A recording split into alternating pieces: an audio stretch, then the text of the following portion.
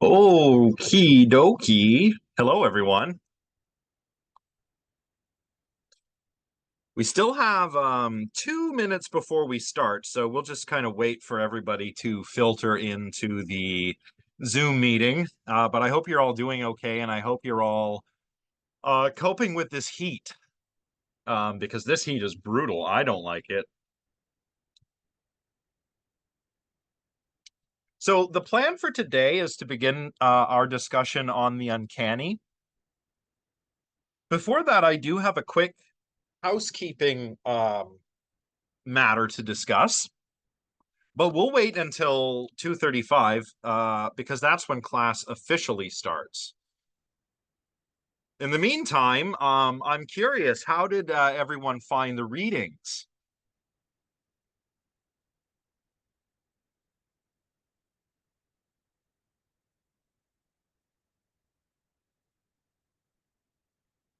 The short Izzy, do you mean Yench's paper? Yench's essay? Yeah.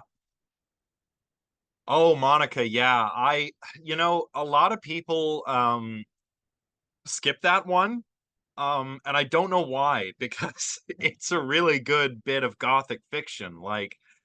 Um, Yeah, the short story. So Hoffman's story is great. I love it. Um yeah, it's part of his night pieces. Hoffman was a gothic author who's just very good at evoking the uncanny sensation that, for example, Ernst Jentsch talks about in his short paper. Honestly, the for me, the one that I it's not that I don't like any of these readings, but the one that I always go to last is Freud. Even though Freud's is very interesting and arguably the most impactful of the three. Um, the reason why will become clear, I think, as we make our way through the material today. But yeah, Freud's is the one I don't dislike it, but it's usually the one I read last because I really like Jensch's account of the uncanny. And I think that Freud doesn't so much refute Jensch as he just repackages him in psychoanalytic terms. But we'll have an opportunity to talk about that all together today and also on Wednesday. So let's see. Housekeeping first. The first quiz will be available for you to begin after today's lecture. I think it goes live at 5 p.m., but I think we'll probably finish today just shortly after 5. And then you will be able to start the quiz if you want. Now, of course, you don't have to start it right after class. You have the whole week. So I think the due date is, well, no, I know the due date is this Friday at 11:59 p.m. So if you start the quiz before that time, then you're good. And I've actually given you 75 minutes to complete this quiz rather than the usual 60 minutes that I give. This is something that I will do for the first and then the final quiz. I'll give a bit of extra time. The reason is that in addition to your 10 multiple choice and true false questions, instead of two short written answer questions worth 5 marks each, the first quiz and the last quiz, well, maybe not the last quiz, but the first quiz features a sort of reflection question worth 10 marks. And basically, that question is going to ask you about what you make of the paranormal, whether you're a skeptic, a believer, and so forth. Um, and the idea there is that, I want to get a sense of how people's beliefs change, if they change, over the course of this, over the course of this course, right? Um, so to sort of get a preliminary sense, keep in mind there's no judgment, right? You're not going to be docked marks if you believe in the paranormal, okay? Um, but you do have to provide reasons for what you state, and you do have to write well. That's where the marks are going to come from. But like I said before, this is a sort of I'm kind of hesitant to use the term safe space, but it really is. This is a sort of sanctuary, if you like, where um, you don't have to worry about being judged for the beliefs that you hold. So don't worry about that. And likewise, if you're a skeptic, don't worry, right? Um, uh, oh, Izzy says about Sandman. I love the call out for how poets would interpret Sandman within the text itself, because that's exactly how I was interpreting, annotating it, allegory, metaphor, and so forth. Yeah. That's a good observation. The reason I have you read this, as mentioned, is that you're sort of meant to feel this sense of uncertainty, I think, about who the Sandman is and who the other, like these other characters. There's Coppelius, there's Coppola, and the Sandman. And there's kind of uncertainty about, all of these figures. Are they all the same person? Are they not? Is the Sandman real? Or is Nathaniel simply going mad? Right? Um, Uncertainty for both Freud and Jentsch is the sort of key to the uncanny. There's a bit more to it for Freud, uh, but in uncertainty is a huge theme, and both of those authors talk about Hoffman's work. We'll see they each focus on slightly different things, slightly different elements of the story, but uncertainty is a major factor for both of them. Now, let us begin the slideshow now that that bit of housekeeping is out of the way. Is everybody clear on the quiz and the details surrounding the quiz that I've just told you about? Or a better question might be, do you have any questions about the quiz?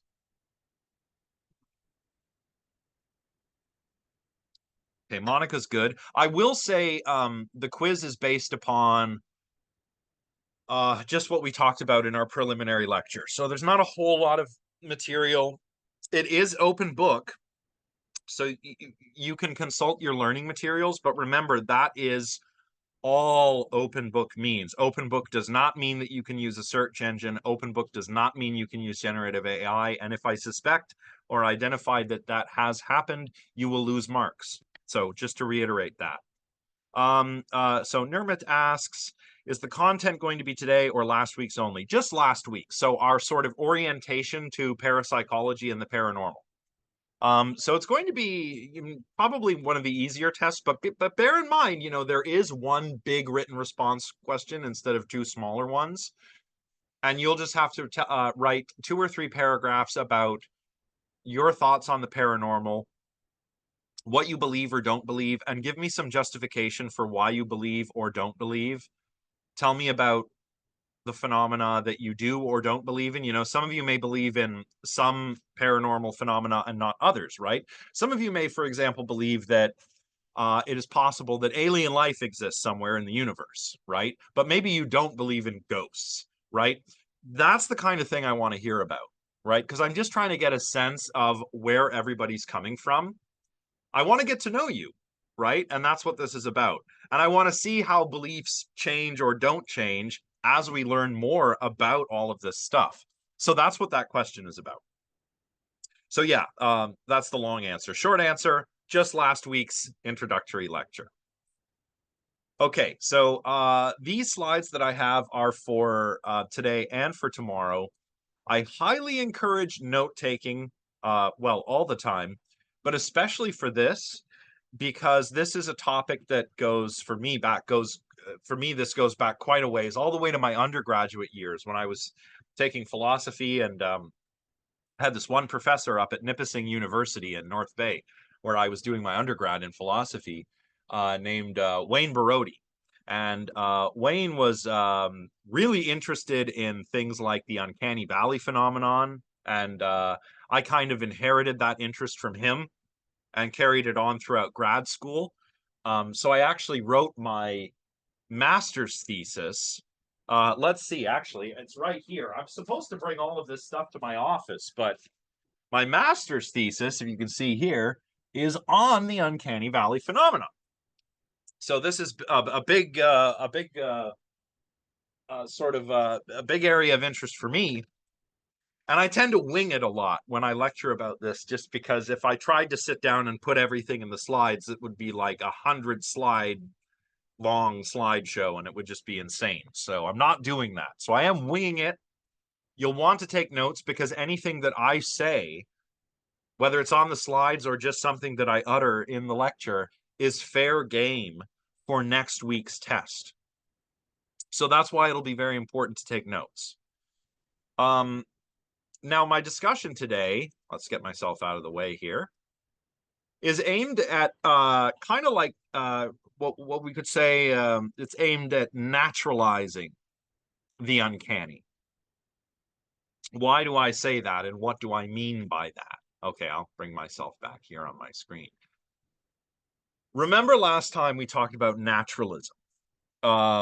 We reviewed metaphysical naturalism or ontological naturalism, which is the stronger, I guess the stronger position because it's a metaphysical position. It's a theory about what kinds of things exist.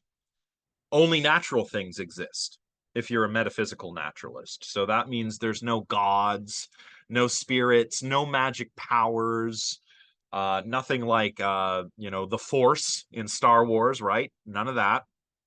Only things that occur in nature. Usually that's taken to mean physical things. And our word for physics, it actually comes from the ancient Greek physis, which means nature. So when we're talking about physical things, we're talking about matter, we're talking about energy, we're talking about things like um, electromagnetic fields. We're talking about properties that these things can have, like inertia or mass. These are the things that exist. The uncanny is often, as we'll see today, associated with the supernatural, the paranormal, the strange, indeed, anything outside of our everyday experience, because that's what the word really means. Uncanny means that something is kind of not at home. It's cognate, the canny, right? Canny this is an old word, but canny is cognate with ken, which is literally like your home. So there are sayings like, if I were to tell one of you, you are beyond your ken, what I mean by that is that you are outside of what you know, outside of what you are familiar with. Similarly, we often describe people as canny. We can describe somebody who's wise, who's clever as canny. And these tend to be like, these are old. These go back to like Old English, right? So they're not used super often anymore. But that's what this word uncanny means, is that, it's kind of like strange or foreign to your experience. It's not at home. It's outside of the norm. And a feeling associated with the uncanny, I have argued, is this sense of eeriness, which is one of the things you may have felt when you were reading Hoffman's Sandman. So the uncanny has associations with things that are outside of our everyday experience or current scientific explanation, perhaps, just like the paranormal.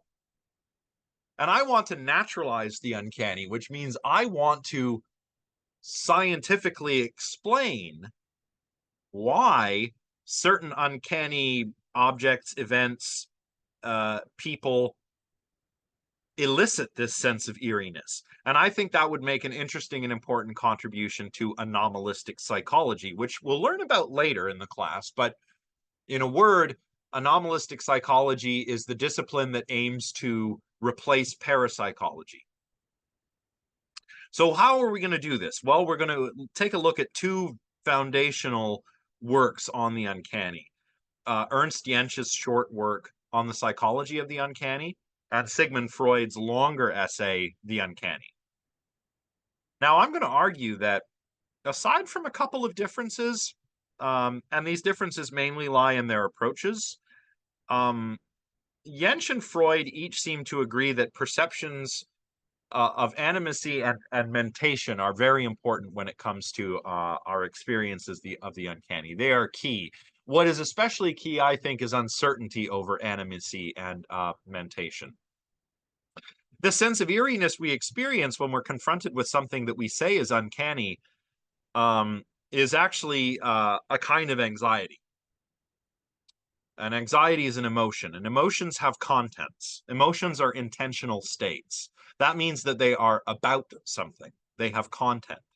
And the content of anxiety is almost always uncertainty. And when it comes to eeriness, as a species of anxiety, its content is uncertainty over animacy and mentation. That means uncertainty over whether something is alive and whether it has a mind and what the contents of that mind might be.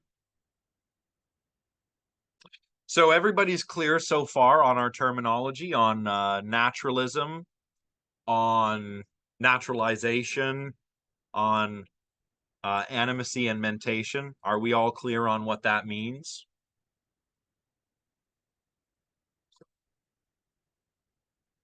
I suppose it's better if I stop periodically and ask if anyone has any questions, because that way the chat doesn't blow up. So does anyone have any questions thus far?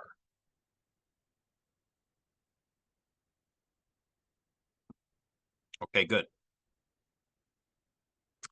Now, I spoke a little bit about what this word means. It's not a word that we use very often, and so it can be a tricky word to define. But some synonyms might be strange, weird, unhomely, and eerie. Although I take eeriness to be the one of the feelings we experience when we encounter something uncanny. And I think that the word often um, has connotations of the supernatural or the paranormal.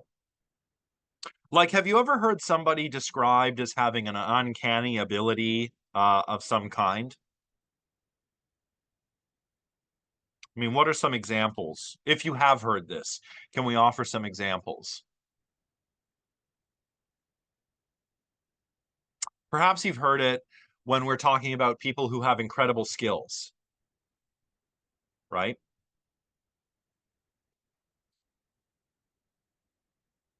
Oh, that's a good one. An uncanny likeness. Yeah, like an uncanny resemblance. That's a good, yeah, Izzy, that's excellent. Exactly. Psychic intuition. Yeah. Sensing people's previous experience. Yeah, these are strange, right? I like this uncanny likeness when someone looks like someone else. Um, like for example, I one of my oldest friends, my friend John. I keep in touch with him. We have regular chats. We go back a long time. And sometimes when I'm walking around Ottawa, I see this guy who looks like him, but it's not because I know that he doesn't live here. But I even call him Ottawa John because he's like the resemblance is uncanny. Same build, same haircut, same beard.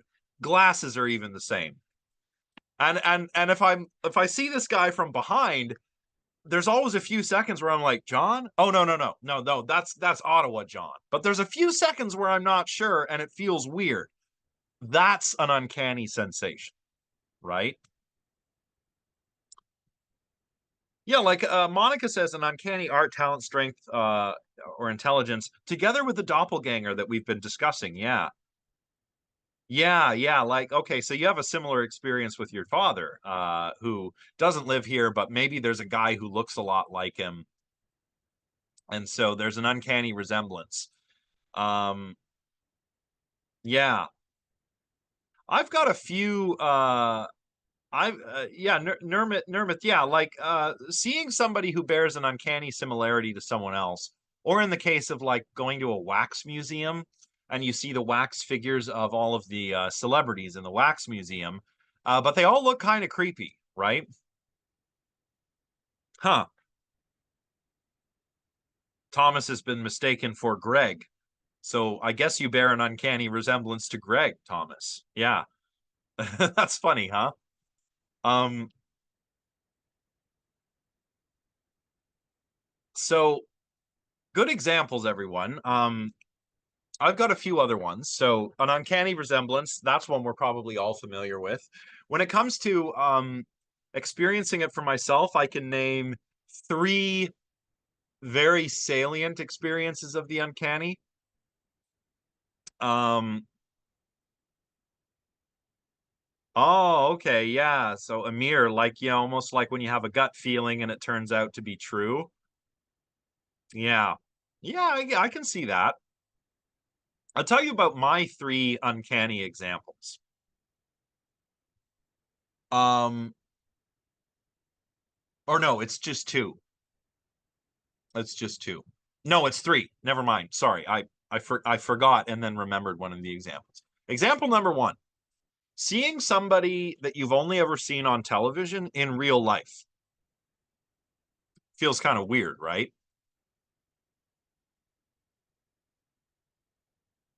Yeah, Izzy. Yeah, that's a good example.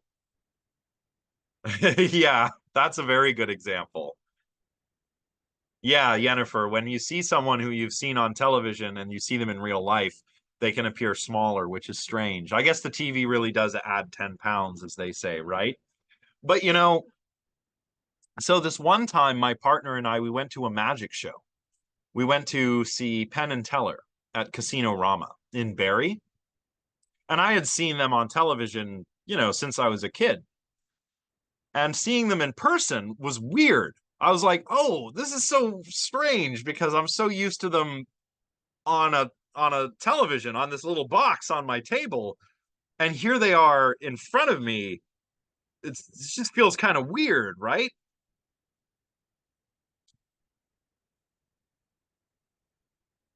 Yeah. Jamais vu. Okay, interesting. Yeah, not recognizing something that should be familiar. That's interesting. Yeah. Um, yeah, it's true. Lady Gaga really is 5'1". You'd think that I mean, yeah, seeing her on TV, I think like I know she's 5'1", but it doesn't feel like I'm looking at a short person. Even if yeah, but if I met her, I would like tower over her because I'm quite tall. I'm about 6'2", so I would just be like, "Hello, Lady Gaga." Like, it would be weird, right? Yeah. So so yeah, I saw Penn and Teller and I thought, wow, this is very strange. Um, but the feeling went away. Okay, I don't know who that is, but sometimes people are cooler in person, I guess. Um, so second example, I was at a robotics conference and they had, well, I'll show you. They had this guy.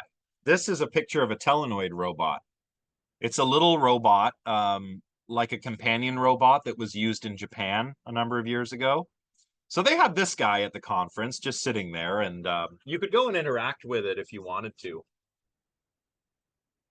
Actually, this it was also uncanny because I met several leading robotics scholars, and it was the same thing. Like seeing them in person when I had seen them on TV, like in documentaries, and then I meet them in person. I'm like, oh, this is weird, but it's kind of cool at the same time.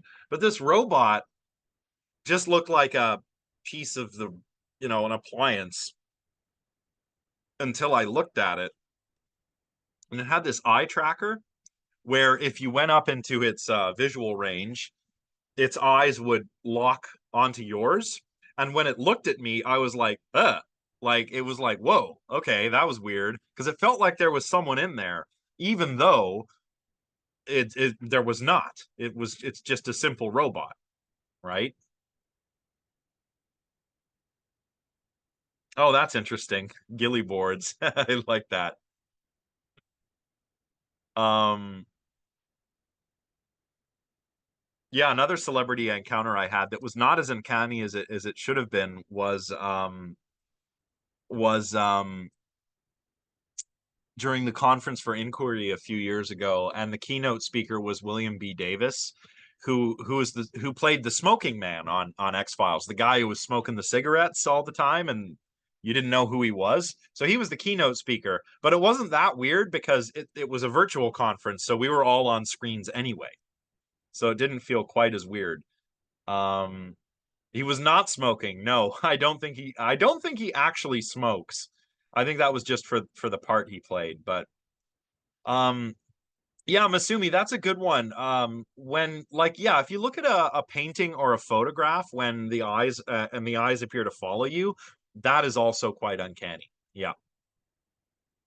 And that's kind of I think that's why the robot made me feel strange and also why, artworks that appear to follow you feel strange because it's an inanimate object, so it's not alive, but its eyes are moving, following you or appearing to follow you, which is something that living things do.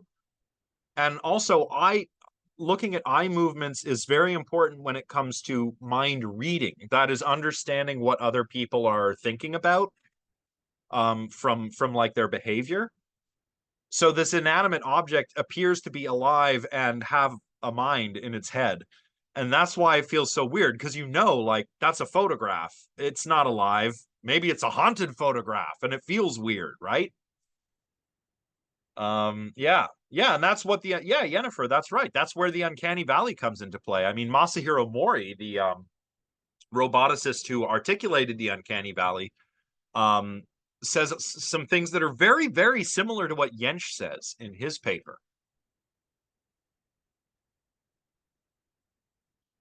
Ah, okay, Monica. Well, I got lots more to say about the Uncanny Valley, so I'll stay tuned. I'll tell you lots. Amir, could I explain one more time naturalizing mentation and animacy? Yes. So animacy is the kind of motions that living beings make, right? Animacy is cognate with animate, animate, animation, and it all comes from the Latin animus, which is the soul. Um, so when something is animate, that means it is alive, or it appears to be alive. Mentation is the mental thoughts, feelings, perceptions. If you have if you observe signs of mentation, what you are seeing are indicators of a mind. And when it comes to naturalizing, what we're doing is explaining phenomena naturalistically. That is from the perspective of a naturalist. The only things that exist are natural things like matter, energy, force fields, physical stuff and the laws of nature. There's nothing supernatural. So there's no magic powers, there's no gods, there's no ghosts, there's no wizards, right? Nothing like that. So that's what all that means. But that does not mean to say that natural phenomena cannot be uncanny. The most uncanny thing I've ever seen in my life, and I was incredibly fortunate to have this experience recently, was when I observed the total solar eclipse on April 8th. Now, did anyone else catch that?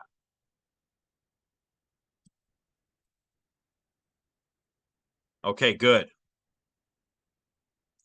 Now, it was amazing.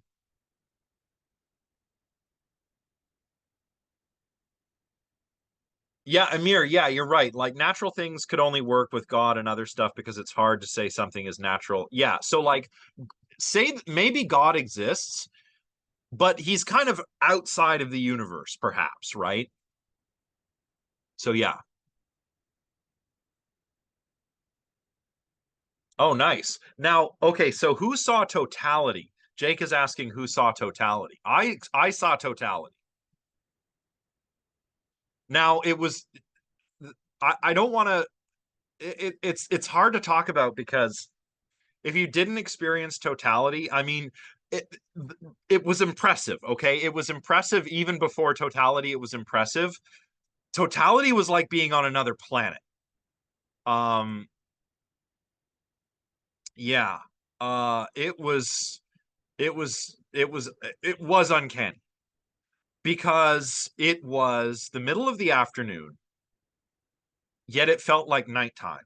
It should have been hot, but as the moon occluded the sun, probably when we were getting close to 98, 99% of totality, it got cold. Like all of a sudden, it got cold. And that's because when you're in the umbra, the main shadow of the eclipse, the sun is being blocked, so the air gets cold. And as the shadow moves, it kind of pulls this cold air along with it. So you get this chilling breeze, and then it gets dark, and then you can see the stars in the middle of the day. You can see the corona of the sun, and when you look up at where the sun should be, you just see the moon, this black disk with the sun's corona and with the photosphere, like with all of the solar prominences. And um I was just absolutely gobsmacked. It was so weird. Like, it made me understand why ancient people who had no idea what was happening might have thought that that was the end of the world, right? Yeah. Yeah, that's a good way to put it, Monica. Like someone fast forwarded the day to night and then rewound it back to day again. It's the craziest thing I've ever seen.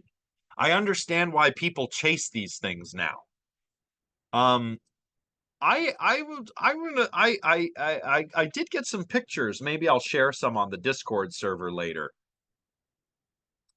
And it was, it was just a few minutes, but it went by so quickly. And I was running around half enjoying it and half like snapping pictures with the digital camera. So those are all examples of things that I think count as uncanny, right? Um,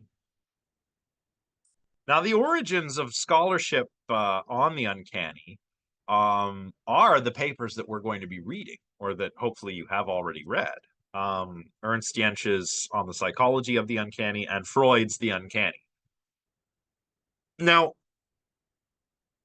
a lot of scholarship on the uncanny is actually found in the humanities and not the sciences. You've got literature, film studies, poetry, feminism, queer theory, cultural studies, and architecture, for goodness sake. Gothic architecture, right? And architecture studies. All of these areas focus on the uncanny as discussed by mostly Freud. Another is if you do find discussion of the uncanny in the sciences, it's usually over the uncanny valley phenomenon, right? And this was articulated by Masahiro Mori in the 70s. Mori was a roboticist. Well, I guess he still is, although he's retired. He's got to be he's up in his 90s now. He's quite old, but as far as I'm aware, he is still with us. And he worked on these robotic limbs, and he noticed that if the robotic limbs were made to not look very human-like, say if it was made out of like a carved limb made out of wood, that could actually be quite beautiful. But if you had a robotic arm with artificial skin on it, they could look quite creepy. And he extrapolated from this and imagined, imagine if we built a whole robot this way with artificial skin and hair, and it moved around. That would be quite shocking.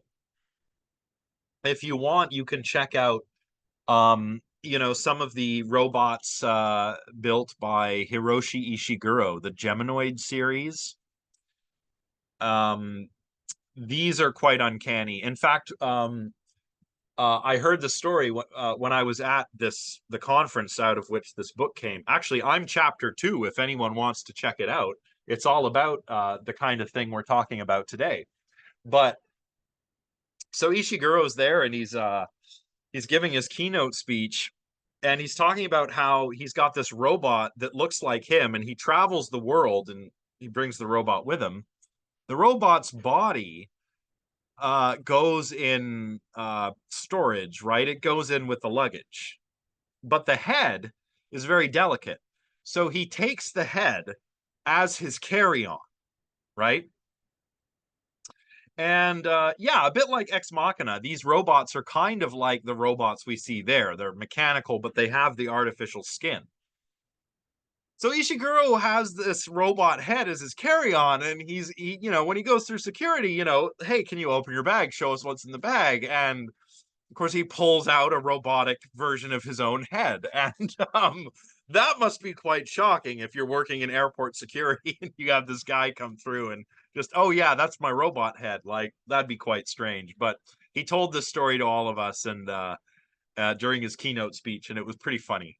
Um, so Mori, he didn't actually do any experimental work on the Uncanny Valley phenomenon because the robots at the time, we didn't have robots like this. Um, so his work was quite speculative, but we have found in empirical work, starting in the early 2000s, that certain humanoid robots can seem quite unsettling to people. Um, and again, you can look at the Geminoid series. They're probably the most lifelike robots that exist. There is Sophia. Sophia, I find a little more uncanny. Um, But Sophia the robot, I'm sure you've all heard of Sophia from Hanson Robotics. There's also Amica.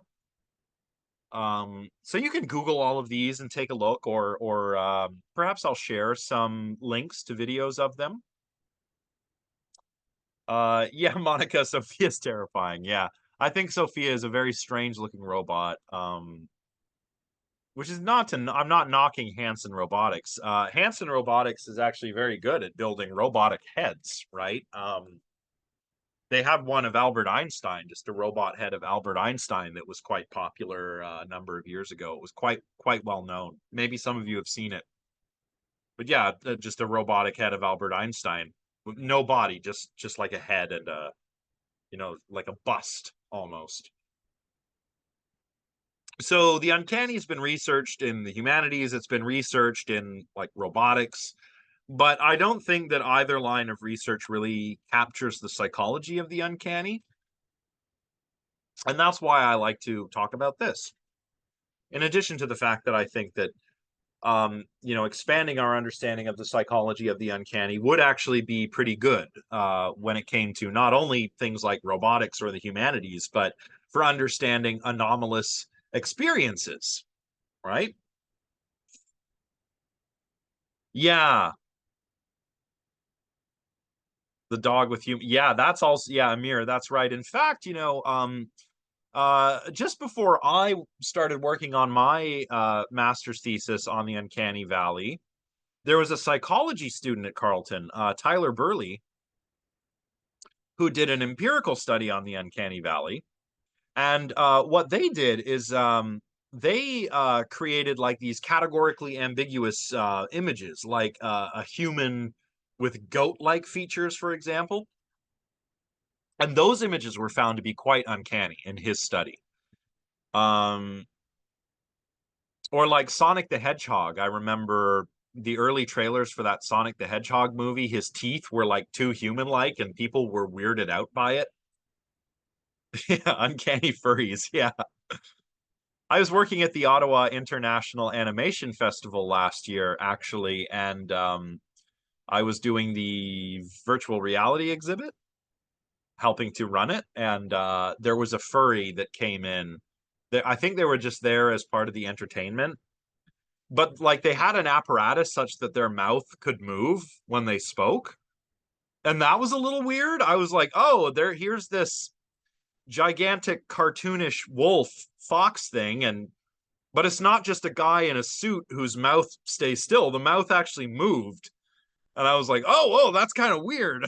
It made an impression. But yeah, AI generated images, Jack, that's true.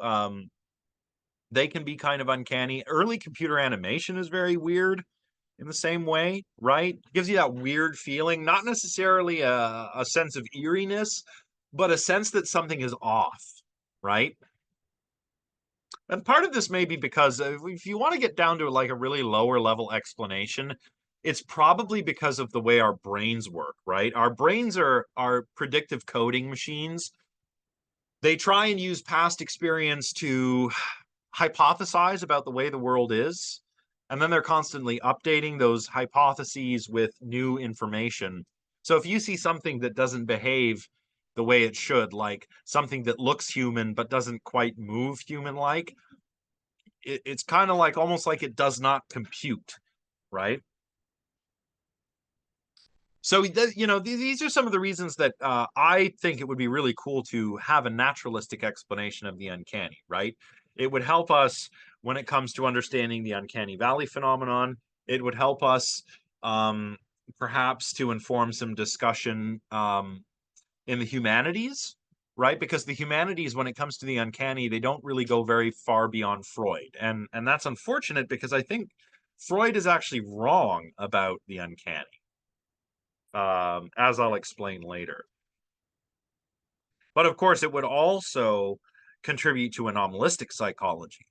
Um, Now, we've got a whole lecture on anomalistic psychology coming up, so I won't say too much about it today, but it sort of at least attempted to take over from parapsychology, although I'm not sure that it really ever took off so much as that parapsychology just kind of went away.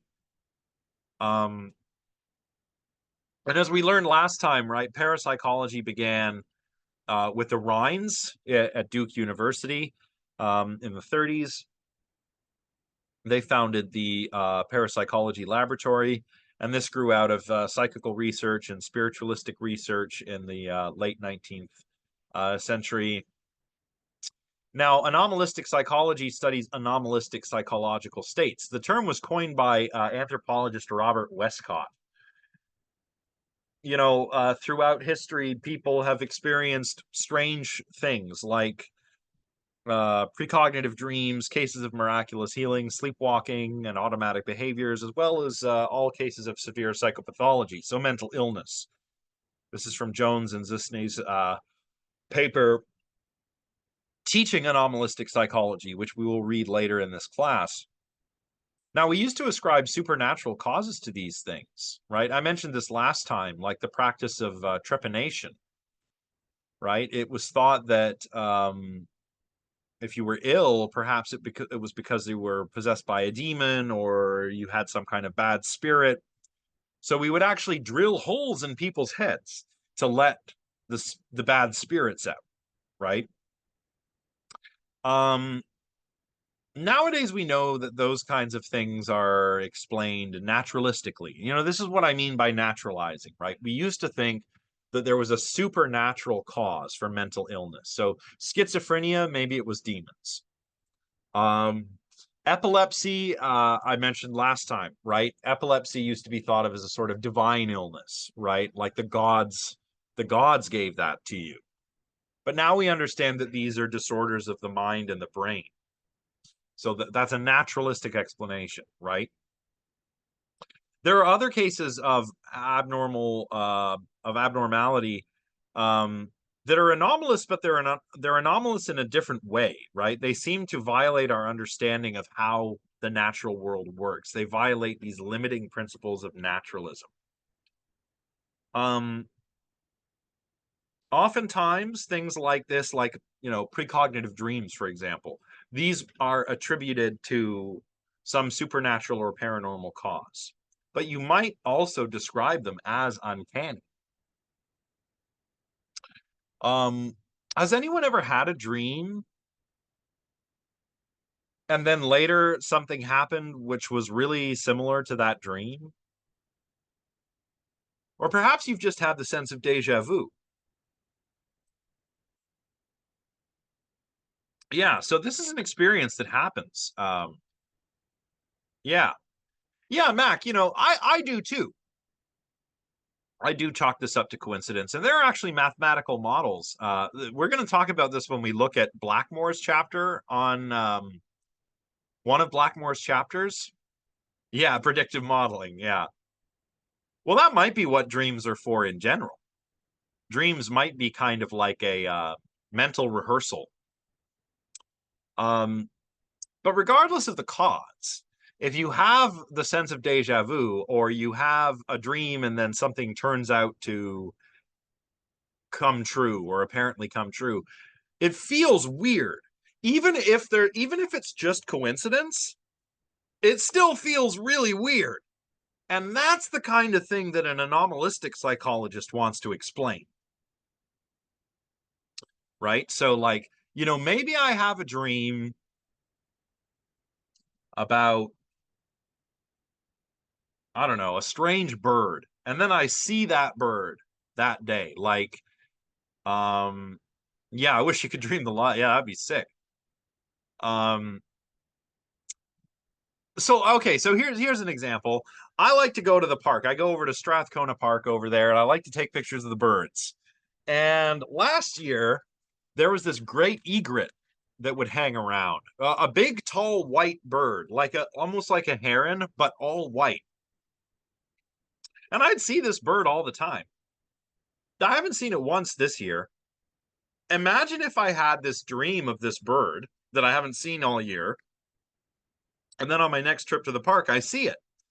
That would feel really weird, even though it might just be a coincidence, right? That's an anomalous phenomenon. And that appears to violate one of the limiting principles of naturalism, right? That you cannot know the future before it happens. Now it's probably just a coincidence, but why does it feel the way it does? That's what an anomalistic psychologist would want to understand. Yeah, synchronicity also. Yeah, synchronicity. Yeah. Yeah, coincidences in general, and that's one of the things that I think Freud discusses quite well, is the power of coincidences to seem quite strange to us. And he's got a few different examples which we'll talk about shortly. But yeah, coincidences and synchronicity can feel quite strange. Even though it's probably just happenstance, it feels significant, and it kind of gives us this strange sensation, right? Yeah, Izzy. Yeah, like, isn't that weird?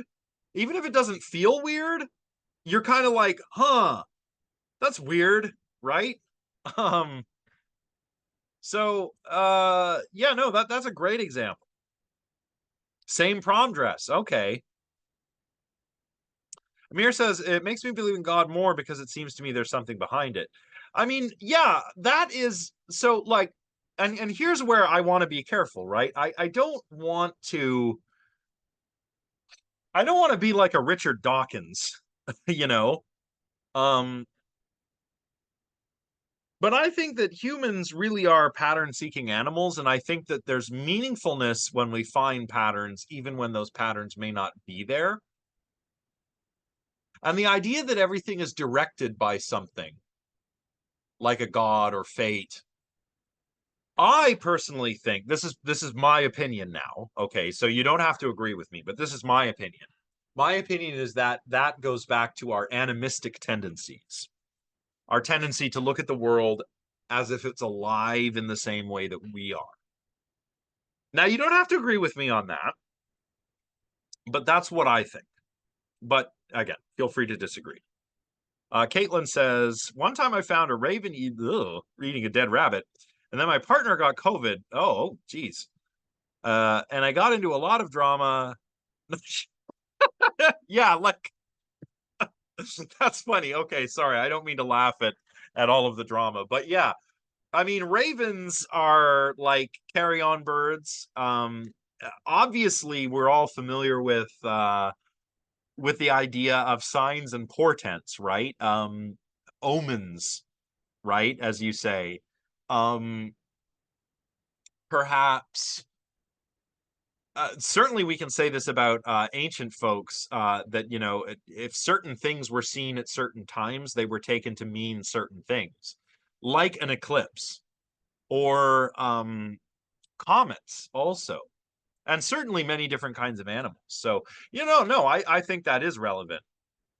um Monica says, my best friend and I have a weird connection. She lives an hour away. We both have chronic pain disorders. There will be days where specifically my back hurts, and I'll text her, and sure enough, hers does too. Or I'll fall and hurt my knee, and she will text me saying she's hurt her knee. It's been like this for years. Yeah, that's weird, right? Like, it's weird. Stuff like this happens, and it's weird. Um, Now, what we don't want to be doing, if we're going to put our anomalistic psychologist hats on, we don't want to dismiss this stuff, right? We don't want to be like, you're just imagining it. No, people are having these experiences. They might not be caused by anything supernatural or paranormal, but there is something there that needs explaining that would be worthwhile explaining, right? That's where I'm coming from here. Yennefer says, I feel like the real question is if these animistic tendencies are humans being hard coded to look for divinity that is not there, or hard coded to feel that which is there. Yeah, I mean, it's a curious question, right? I mean, some people would take what I've just said about our animistic tendencies and they would say, well, that's just God wiring us up so that we believe in him, right? But I take a more evolutionary approach. I think that we're like this because we need to know, it's very important for survival to know what's out there, whether it's alive or not, and what it wants with you. So I guess we could call the one approach the theistic approach and another the evolutionary approach, if you like. Um, yeah, maybe. I mean, yeah, Thomas's good comment about pain, at least when it comes to Monica and her friend. Perhaps. Amir says there's this game called Stellaris. If you play as a spiritualist space empire and you get the comet event, your character sees it as a sign for good luck. If you play as a materialist empire, you just say noted. Yeah, that's good. That's good game design. Something for everybody. Something for the materialists and the spiritualists, right? Um. So I think that one thing that becomes clear from our discussion here, and by the way, excellent discussion. This almost feels like a seminar with the way everybody's jumping in and talking, and that is awesome. I really like to see this level of discussion. It shows me that we're all interested in this. So that's great. And one thing that's clear from this discussion, I think, is that where parapsychologists make claims about phenomena that violate limiting principles of naturalism, anomalistic psychologists don't, right? Anomalistic psychologists try to be more neutral than parapsychology. I mean, anomalistic psychology, in the words of Jones and Zusne, is concerned with claims that certain psychological phenomena are inexplicable in terms of orthodox science, right? So a parapsychologist is going to appeal to psi, for example. Like, if you have a dream, say I have a dream about that bird. I haven't seen this bird in a while. I go to sleep tonight. I dream about this bird. Then I go to the park later that day. Oh, and there's the bird. Parapsychologists would say, well, that's precognition. You dreamed about the future before it happened. But that violates a limiting principle of naturalism, namely that the future hasn't happened yet, right? And that we can't know about things that haven't happened yet. We can make predictions about things that haven't happened yet, but we cannot know with certainty. An anomalistic psychologist is going to say, okay, without violating those limiting principles, how can we explain what happened? Well, maybe what happened is that it was just a coincidence, right? And again, when we look at some of Blackmore's chapters, we're going to look at examples of this kind of coincidence. It turns out the odds against such things happening are not as overwhelming as one would like to think, perhaps. So I want to talk a little bit more about limiting principles of naturalism. What are some limiting principles of naturalism? I mentioned cause and effect, but what do you think might be some others?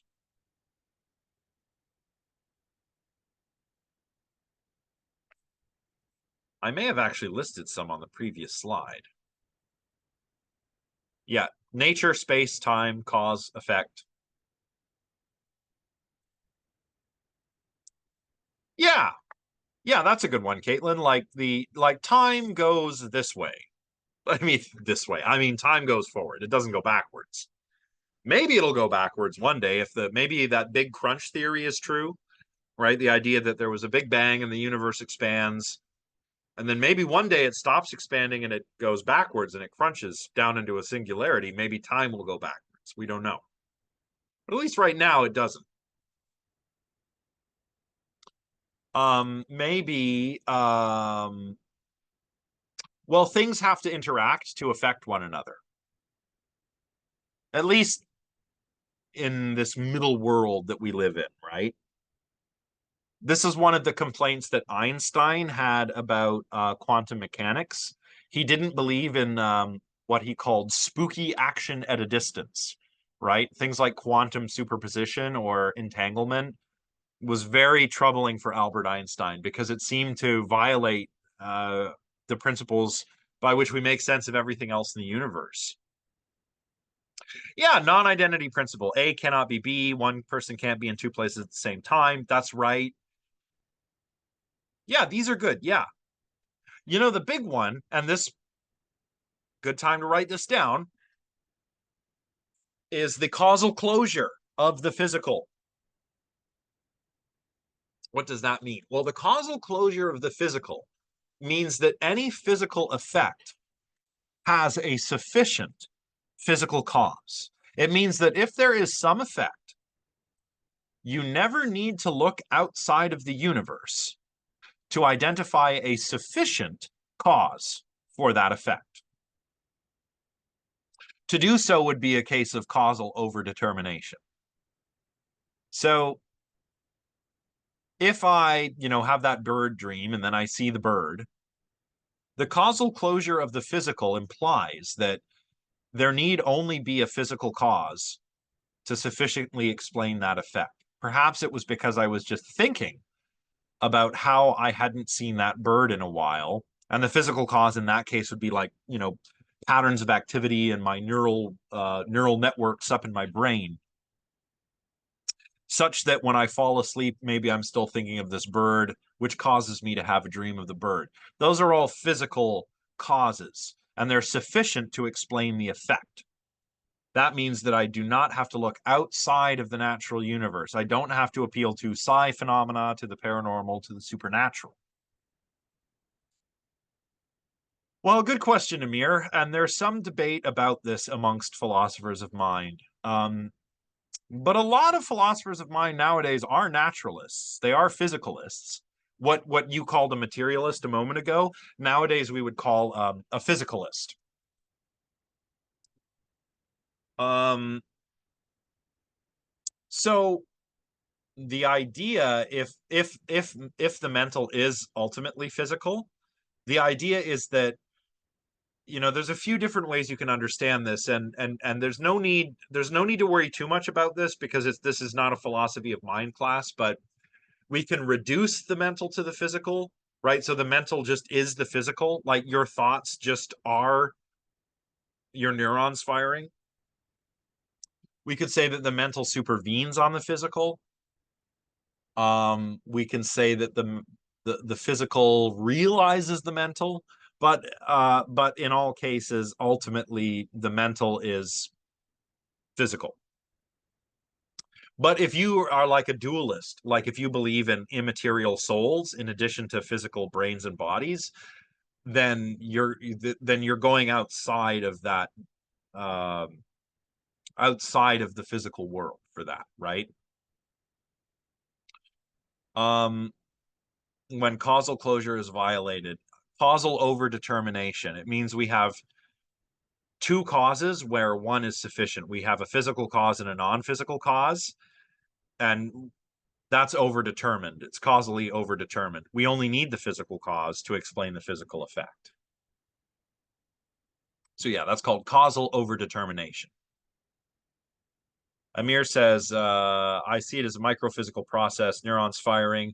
I don't think the mind exists in a different plane because that would beg the question on how it can. Yeah, yeah, true, true. Yeah, that's another sort of problem, right? Like that I think that might also be overdetermined. Like if you have the brain, but you also have a soul, that's overdetermined. And if souls are real and they're non-physical, how do they interact with the physical, right? That's the interaction problem that Rene Descartes introduced all the way back in you know 17th century or whenever, right? So that's a one big important principle of naturalism is the causal closure of the physical. Um, what anomalistic psychology does is it sticks to what natural science does best. It it tries to falsify hypotheses. It wants you to be able to replicate your studies. Parsimony. So Occam's razor, right? Intersubjective verifiability is not really a big one anymore. That's kind of like logical positivism. Um, but let's run through these one at a time, right? Falsifiability. What do I mean by that? Science doesn't try and verify things. Science does not try and prove things true or correct. What scientists do is they try and disprove their hypotheses.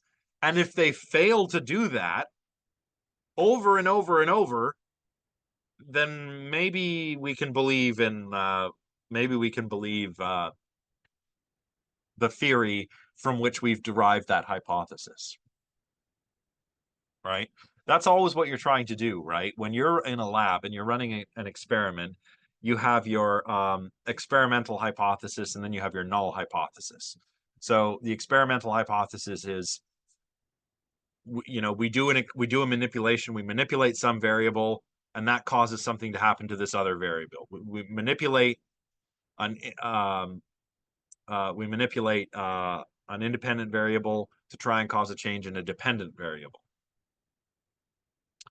So you got your experimental hypothesis, you do that, something happened. Or your null hypothesis, nothing happened. You do the experiment, what happened? Something or nothing? If nothing happened, then you falsified your hypothesis. But if something happened, you failed to falsify it. Doesn't mean your hypothesis is correct. But if lots and lots of other scientists do the same study and they replicate your results and they fail to disprove the hypothesis, we can be reasonably confident that that hypothesis says something true about the natural world. And that's why replicability is so important. If you can't replicate something, even if you got a positive result, if you can't replicate it, that doesn't mean squat. You have to be able to replicate. Parsimony, Occam's razor. Do not multiply entities beyond necessity, right? When you have a theory that explains things simpler, in simpler terms, by postulating fewer unnecessary ad hoc entities, that's better. If you can explain something as coincidence, and this again has to do with causal closure of the physical, right? And causal overdetermination. If you can explain something with fewer entities, theoretical entities, that simpler explanation is the better one, right? What's an example? Can we generate an example of Occam's razor? Yeah, similar. Yeah, Hanlon's razor.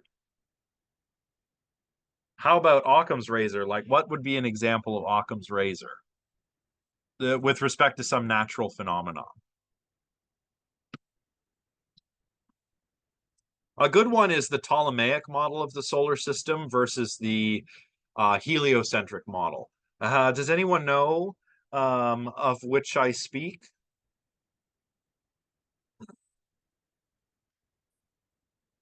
Well, you must all know the heliocentric model because you all took science class, I assume, in high school, right? Or in elementary school.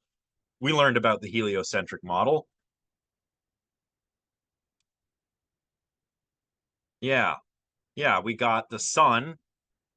Yeah, Copernicus. Yeah, Copernicus either invented it or rediscovered it because I believe it was Aristarchus of Samos, an ancient Greek thinker, who first imagined that the sun was in the center of the universe. And Copernicus also thought the sun was in the center of the universe. Not, we know the sun is not in the center of the universe, but Copernicus thought it was.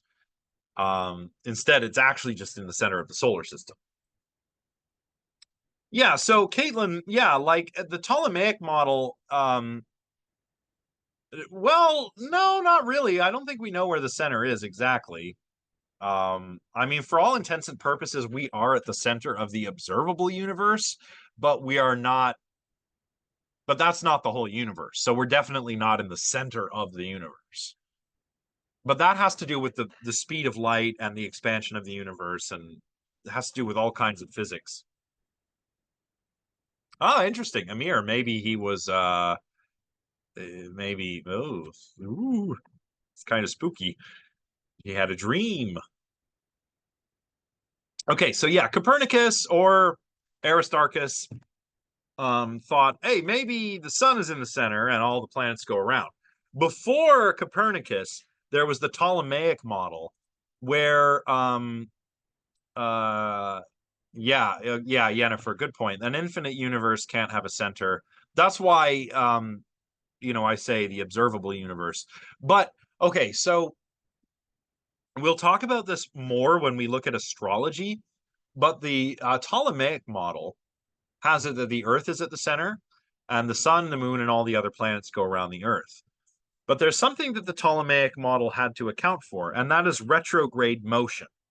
If you look at the planets, like Mars, for example, throughout the seasons, you'll see that every night it's a little bit further over in the sky. And then all of a sudden, every night for a bit, it starts going backwards. And then after a few weeks, it starts going forward again. So if you were to speed it up, speed many, many nights up so that you could watch it in a matter of seconds, it would look like Mars is going like this, doing this kind of weird like forward and then back and then forward.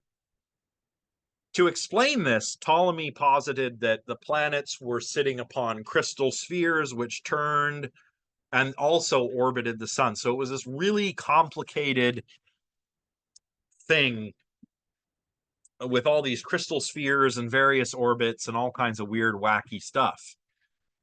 Copernicus simplified things by proposing that the sun is in the middle, and later on Kepler, Johannes Kepler, would go on to show that, well, the retrograde motion of the planets is really just a result of the relative position of the different planets as they orbit the sun, and the retrograde motion results from the fact that we see the motion of the planet relative from where we are, but we're not standing still. We're also going around the sun. Um, so that's where that comes from. So the Ptolemaic model and the Copernican model actually did just as good of a job as one another at explaining retrograde motion. Copernicus's model was not any better than Ptolemy's, but it was simpler. And when Kepler and Tycho Brahe came along, they improved the model. They said, well, you know what, Copernicus, we can explain this retrograde motion perfectly if we suppose that the planets go in ellipses and not in perfect circles, which is what Copernicus thought. So that's how that worked. Caitlin says, Berkeley argued that material objects are of a different substance than mental objects, and because he also argued one could explain the whole universe as mental substance, material objects were unnecessary. And yeah, okay, yeah, his subjective idealism, yeah. In a way, I guess he was trying to be more parsimonious. Why have two substances when one will suffice, right? Maybe it's not all just mental substance, though. Some have gone the other way, right? Like Spinoza is also a substance monist, but he says that that one substance is God, right? And physicalists are also substance monists. So, yeah.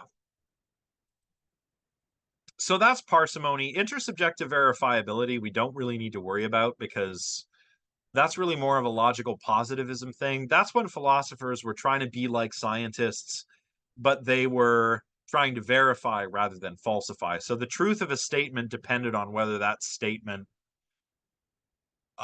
represented the way the world actually was.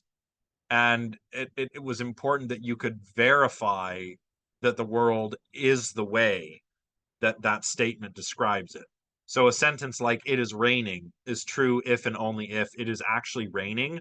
So for me to know if it is true that it is raining, I have to verify the content of that proposition. I have to look outside and see if it's raining, right? But that's not really how we do it.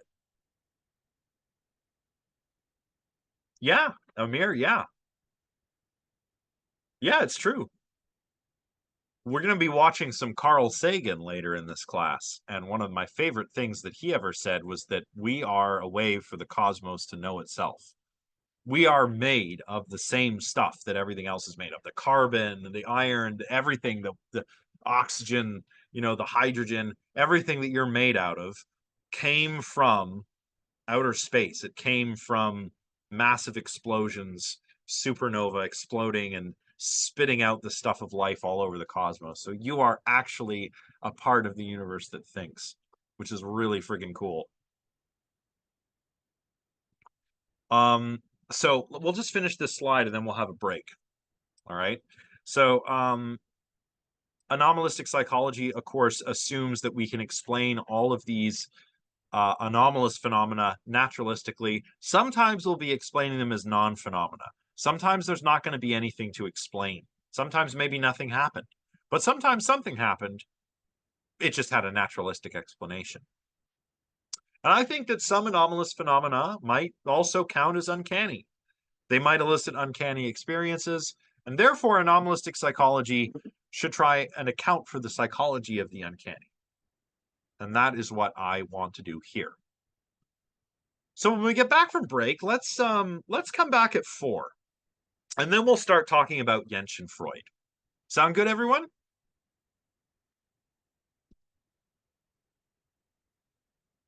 Excellent. Okay.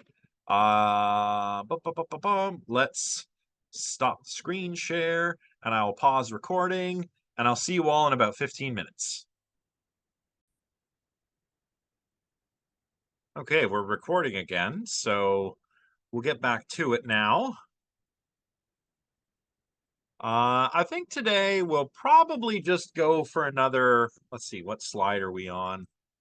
7. Yeah, we'll probably just go for another hour tops. And then I'll save the rest for later. So now let's get into what Jentsch and Freud have to say about the uncanny. Jentsch, in his paper, says that without a doubt, this word appears to express that someone to whom something uncanny happens is not quite at home or at ease in the situation concerned, that the thing is, or at least seems to be foreign to him. In brief, the word suggests that a lack of orientation is bound up with the uncanniness of a thing or incident.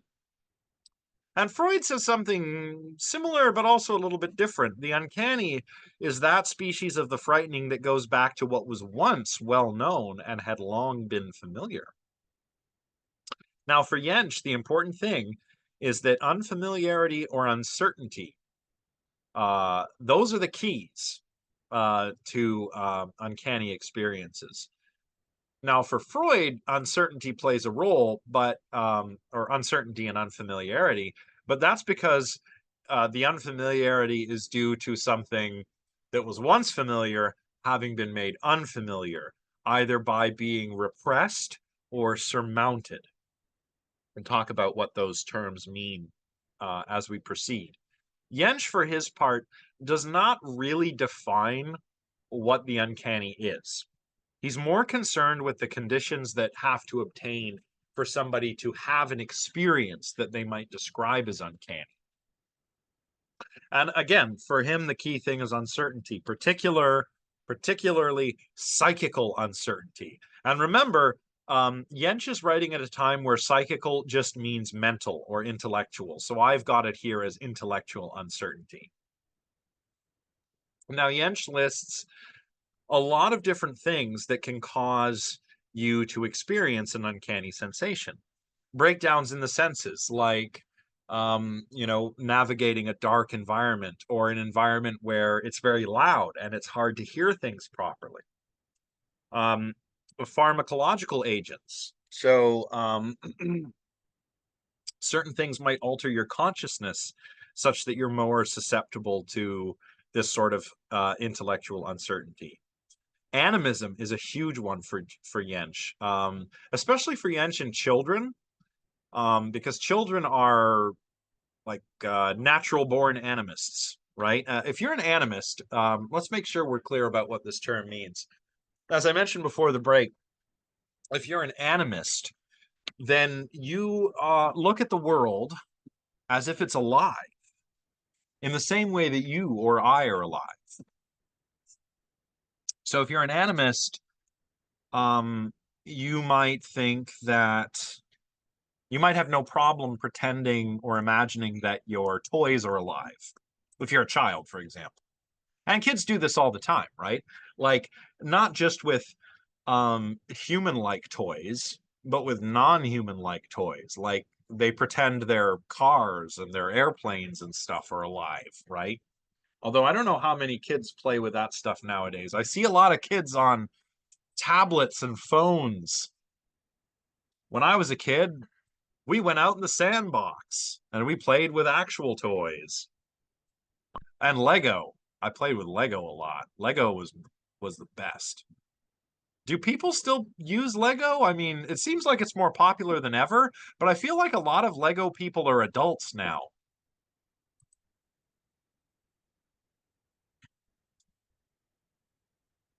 Ah, yeah.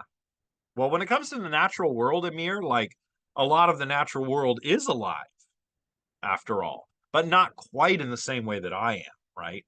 Like trees are alive, of course, but they're not animated. Like an example of that kind of animacy might be like the Ents from the Lord of the Rings, right? Yeah, Masumi likes Lego. Yeah, I mean, I've been meaning to get back into it. Um, yeah, so that's yeah, I'd say that's animism. Yeah. Yench also says primitive peoples, air quotes, okay, air quotes. I don't think he means primitive in the sense of like inferior or less developed, but just in the sense of like the first people were animists, like, you know, people who live how we would today say, you know, like in a hunter-gatherer society. Um, yeah. Yeah, and it's easy to do that, Amir, like when you're young, even if you don't think your toys are alive, it's much easier to imaginatively play as if they were, right? Yeah, Caitlin, yes, exactly. The Greeks were animists. We think of the Greeks as polytheists, right? Because we're always talking about like Zeus and Hera and all those gods, the Olympians, right? But the Greeks were actually animists. Um, in fact, Jensch says in this very reading, even in highly sophisticated ancient Greece, a dryad still lived in every tree. Dryads were tree spirits, right? And that's true.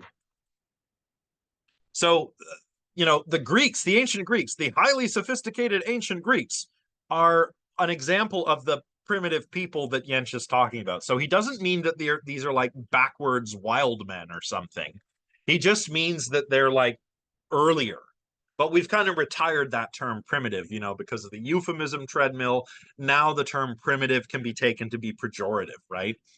But many hunter-gatherer societies that still exist now, a lot of indigenous religions and folkloric traditions from around the world are animistic in this way.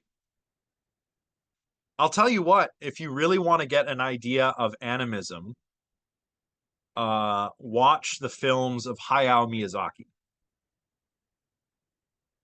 particularly My Neighbor Totoro, Princess Mononoke, and Spirited Away.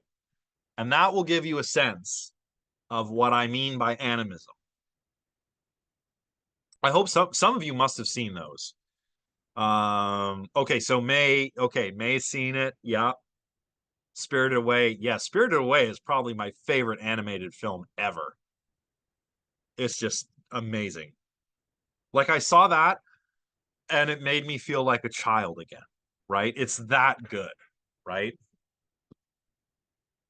Yeah, the what are they called? The Kodama, the forest spirits. Yeah, that They're like little nature spirits.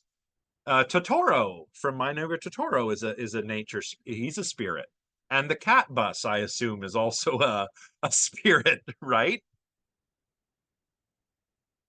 Oh yeah, play the games. I have Ghibli tat. Yeah, so does my partner. My partner has a Kodama and some of the little black soots.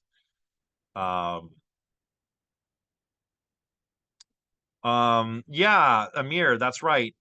Um, that's right. Well, that's something that you see in Spirited Away. Not to spoil it, but one of the characters is literally a river spirit, right? Um,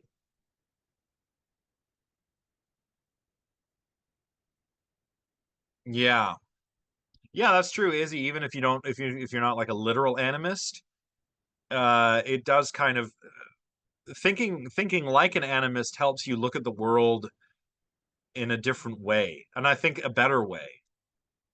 Because we're not separate from the world, right? That was one thing that Greek rationalism really did, which kind of took like ancient Greek thinking away from its animistic tendencies, was that, there was the universe, the cosmos, and that's something that we can stand back from and use reason to understand, which we can, but we shouldn't lose sight of the fact that we are still a part of it, right? So yeah, Amir agrees with that. Yeah. Oh, right. Two river spirits. Yeah, that's right. There's that one that comes in for the bath too.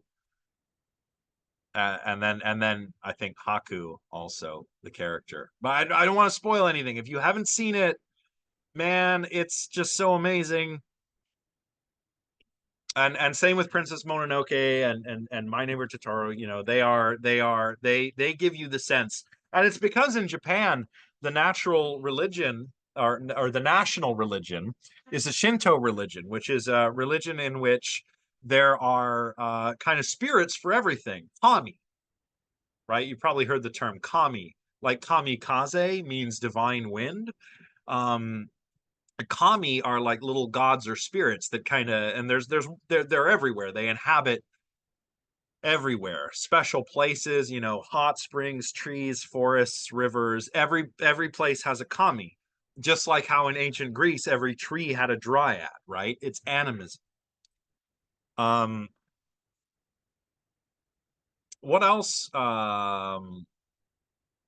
what else can be weird and uncanny? Wax figures, effigies, masks, and corpses, certainly.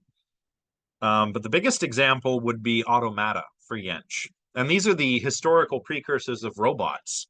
Automata are clockwork mechanisms um, that are obviously mechanical, but when they're animated, that is when they're moving, they appear to be united, as Yench says, with certain bodily or mental functions.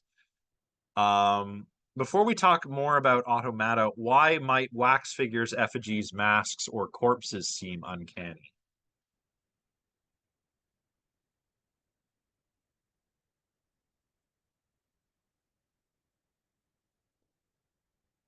Let's start with wax figures because we talked about them before. Yeah, they're kind of like they're alive, but they're just sitting there. And sometimes the appearance is a little off.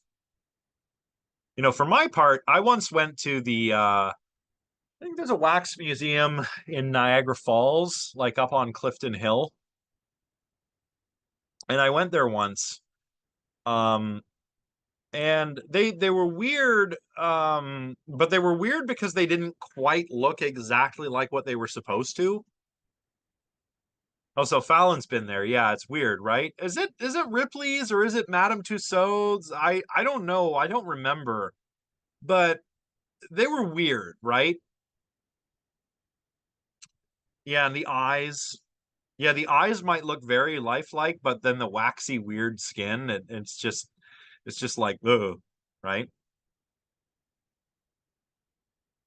Yeah, Ripley's. I'm thinking it was Ripley's. They had one bit actually where they mess with you because you're going in and there's what looks like a couple. There's a lady kind of on the other side of a doorway posing and somebody with a camera taking a picture, and you go in and you think, oh, sorry, I don't want to get in the way, and then you realize those are just wax figures that are posed there. um and it messes with people. Like, people go in and they're like, they think they've gotten in the way of someone taking a photograph, and they're like, oh, sorry, and then they realize these are also wax figures that are just there to mess with you. um yeah, it's weird. Effigies are like models of dead people, so they can be really weird. Masks, I think, can be weird because they obscure the face, and seeing the face. This goes way back to a thinker named Claude Levi Strauss. But masks are strange, or can be strange, because they obscure part of the face or all of the face. And you know, your face is so important for conveying nonverbal like communication, that when you can't see it, especially the upper part, then it can be weird. It can seem strange, right? Yeah, Monica. That, I haven't seen any such videos, but I can imagine that because you think it's another. It kind of really speaks to the point that Yench is trying to make, right? Here you have what you think is a wax figure, an inanimate object, and all of a sudden it comes to life, and you'd be like, ah, right? That's that uncertainty. Like, hey, I thought that thing was just a wax figure, but now it's moving. That's the uncertainty that Yench is talking about, right? And corpses are, of course, uncanny because they are so. There's a sort of latent impression of aliveness to them. Has anyone ever been? I don't want to get all morbid on you, but have you ever been to an open casket funeral? Basically, I'm sorry, I'm basically asking who's seen a dead body. So I don't want to be weird, or I don't want to do any trauma triggers or anything, but if you've been, you know what I mean. Not in person. Okay. In person, it makes an impression. It is weird. Yeah, Monica, that's understandable. That's totally understandable. I understand why some people do this, because you've got to reckon with the death. But it is unsettling. Yeah, Amir, yeah, that reminds me of when my cat died. Yeah. It was just so obviously I was very sad. I still am to this day. This was in grad school. Unfortunately, my cat passed away suddenly. It was a medical emergency, and it was just something I really don't like to relive because it was quite traumatic. I know it's a cat, but you got to understand, I was alone. I was not in a good place probably, and it was very strange. That whole experience was just not good. But yeah, it's so weird. It's sad. It's incredibly sad, but it's also incredibly strange. One minute they're alive, the next they're not. It is so strange. Yeah. Yeah, yeah.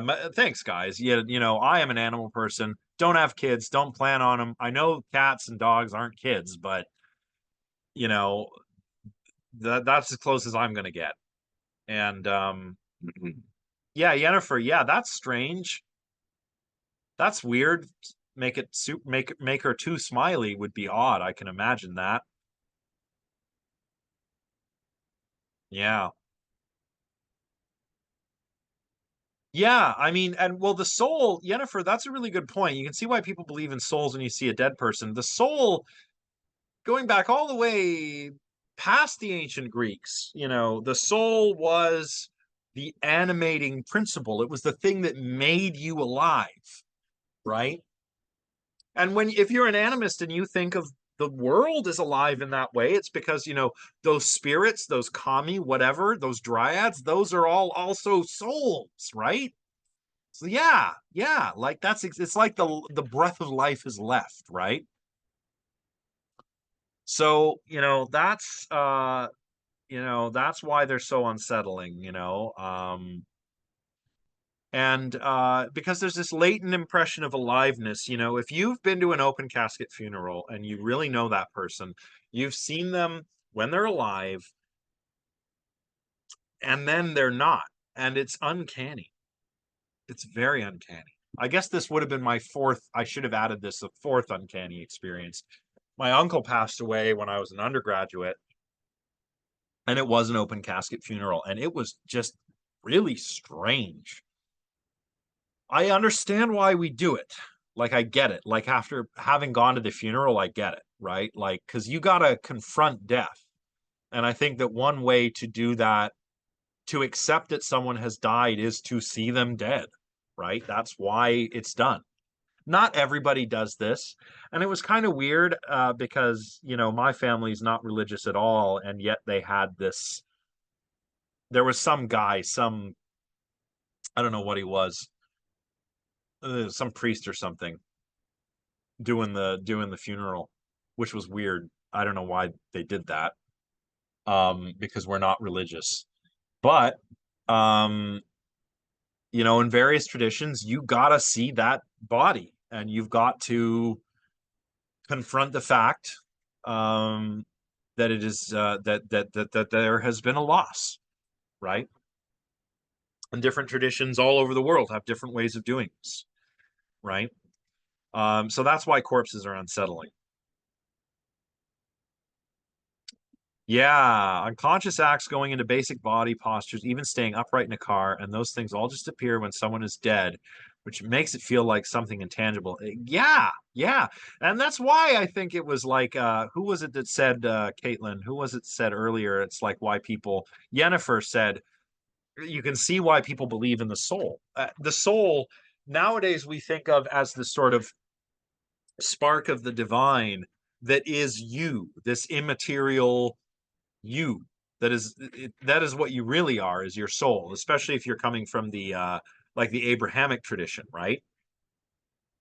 um but the earliest way of understanding the soul was as the breath of life, the the thing that made you alive, the thing that you have, but that rocks and sticks and stuff don't have, right? um why are automata so uncanny though? Yench tells us, for many sensitive souls, a life-size wax or similar figure also has the ability to retain its unpleasantness after the individual has taken a decision as to whether it is animate or not. Here it is probably a matter of semi-conscious secondary doubts which are repeatedly and automatically aroused anew when one looks again and perceives the finer details. Or perhaps it is also a mere matter of the lively recollection of the first awkward impression lingering in one's mind. So you've decided this thing is a machine, but it's so detailed in its movements and appearance that it continues to seem alive. Or maybe it's just that first impression of its aliveness lingering in your mind. Or furthermore, this is where the impression easily produced by the automatic figures belongs that is so awkward for many people. A doll which closes and opens its eyes by itself, or a small automatic toy, will cause no notable sensation of this kind. While on the other hand, for example, the life-size machines that perform complicated tasks, blow trumpets, dance, and so forth, very easily give one a feeling of unease. The finer the mechanism and the truer to nature the formal reproduction, the more strongly will this special effect make its appearance. This is the Uncanny Valley, right? This is like 60, 70 years before Maury. This last line, the finer the mechanism and the truer to nature the formal reproduction, the more strongly will this special effect make its appearance. That's the Uncanny Valley phenomenon. That's almost exactly what Maury describes decades later. Fascinating, right? So Yench is saying that, what I'm calling the affective uncanny, the feelings that come with encountering something uncanny are a result of mental uncertainty. Now, I think uncertainty is necessary to explain the uncanny valley phenomenon or the sense of eeriness, but it is not sufficient. Why? Because just any old uncertainty does not make one have an uncanny sensation. Think about it. I mean, I'm uncertain all the time. I'm uncertain about everything from the future of humanity to what I should have for dinner. And in most of those cases, I do not experience an uncanny sensation in the slightest. And this is something that Freud will point out in his essay that okay, in uncertainty, if that's the thing, well, that doesn't explain the uncanny because there are plenty of times when we're uncertain about something, but we don't have this uncanny sensation. But Jensch does tie the experience of the uncanny to uncertainty about whether a living being is in fact not alive or whether an inanimate object might actually be alive. And that's why effigies, corpses, wax figures, dolls, etc., or the photographs or paintings where the eyes appear to follow you, that is why they can seem uncanny. And that is why automata are his favorite example of uncanniness, because they are machines, they are inanimate objects, which are literally animated.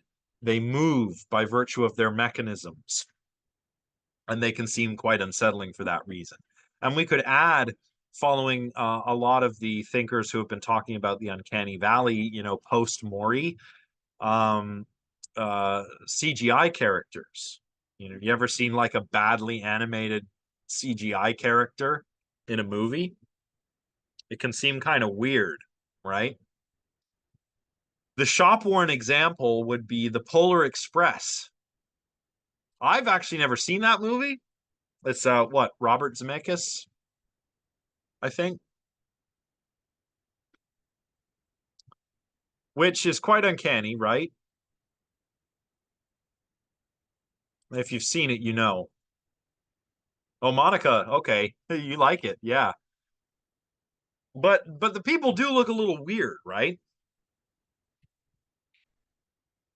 Or Beowulf was another one like that where everybody was kind of CGI'd over and it was kind of strange. Um,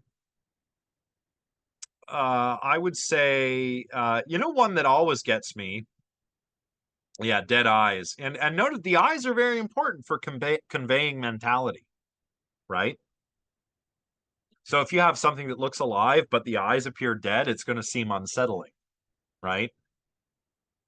Yeah, that's why they say that because the eyes and the upper part of the face are where the are where we read a lot of nonverbal behavior from in other people.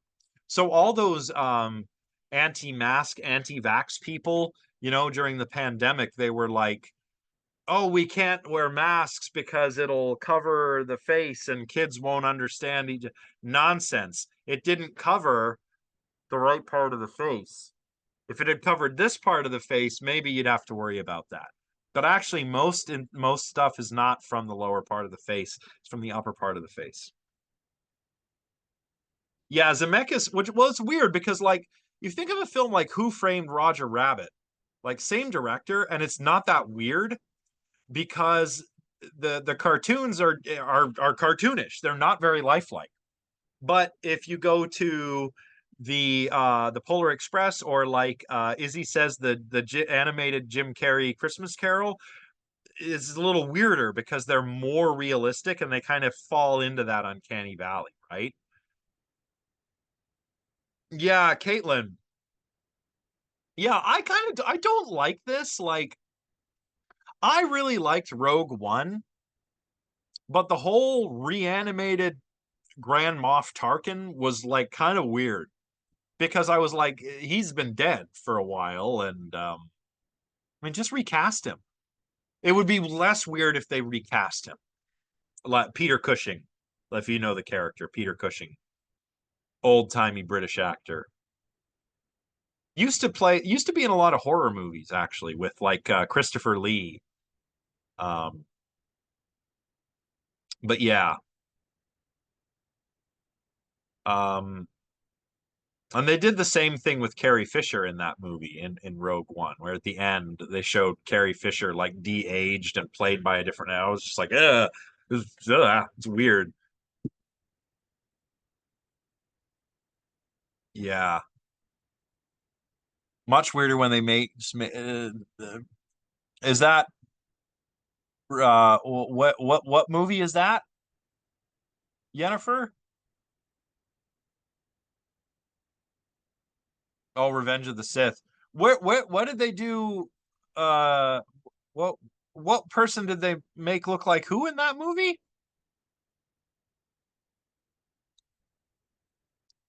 Because Revenge of the Sith, they had was that Palpatine to make him look all old?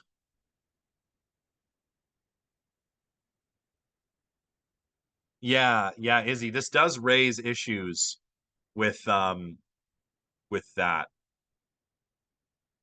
Oh, yes, yeah, you're right. Yeah, well, because it was a rubber mask. Yeah, yeah, you're right. You're right. I remember that scene now. Yeah. And like Darth Vader and Palpatine are looking out on the bridge of their Star Destroyer at the Death Star, and there's this Peter Cushing guy with a kind of face, and it's because it was prosthetics. Yeah, I okay, I remember now. Yeah,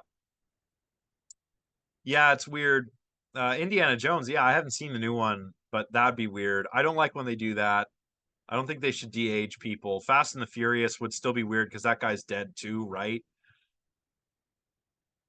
Yeah. Yeah, I guess it doesn't have to be CGI. It could be awkward makeup. I have not actually seen all of the Star Wars holiday special, and I think I'm good with that. Because what I have seen is incredibly strange. Um, it's like I've seen bits and pieces, and it's just like, how did this not end? How did the franchise not end with that? Like, it's so weird. If someone did that today, people would be raging on the internet about it. Um, so yeah. But yeah, I don't think they should do that. I think they should just recast. Um, a couple of big examples for me beyond the ones that are mentioned here are like way back in the day. I saw the what was it? The Mummy Returns. It was the one with the Rock, and there's this weird CGI The Rock at the end where he's the Scorpion King guy, and it was just like, oh man, it looks bad. It looks so weird. Yeah, really weird. It just like at the time people were like whoa, and then like now it's like this is like a video game cutscene or something. It's not good. Yeah, yeah, I remember thinking the first time I saw it I was like, oh, that's kind of neat, and then every time I saw it again I was like, this is weird, I don't like it. Or the yeah, yeah, like the new Lion King, it was so good, but the animated one is just so much better that why would you, I don't understand why Disney's doing that. Yeah, I haven't seen The Lion, the Witch, and the Wardrobe, but yeah, I guess his mouth would be more suited for talking. But the new Lion King, the live action, if I can call it that, is weird because I mean all of these live action Disneys, they just feel like zombie movies. And I don't mean movies about zombies, I mean they've been zombified. They don't feel to me like they have soul. It's just like let's remake this movie in live action, and it's like why who asked for this, like, right? I mean those animated ones are classic. Why do we need to remake it?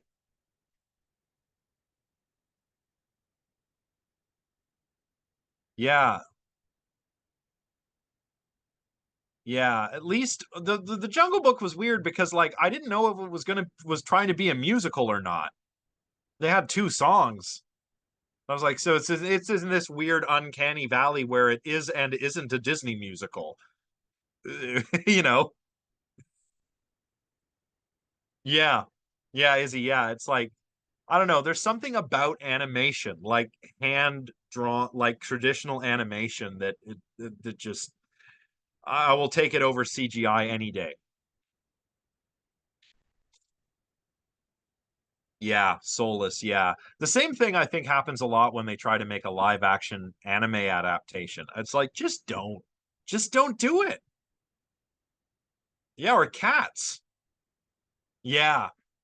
Yeah, the trailers for I never saw the movie, but the trailers for the live action cats were the reason I didn't see the movie. Yeah. So animation. You know, there's a possible essay topic talking about animation and uncanniness. Just if you're thinking down the road, right? Of course, Yench also draws some connections between um, animism as an outlook or perceptual animacy. This is a bit of a typo. It should be perceptual animacy.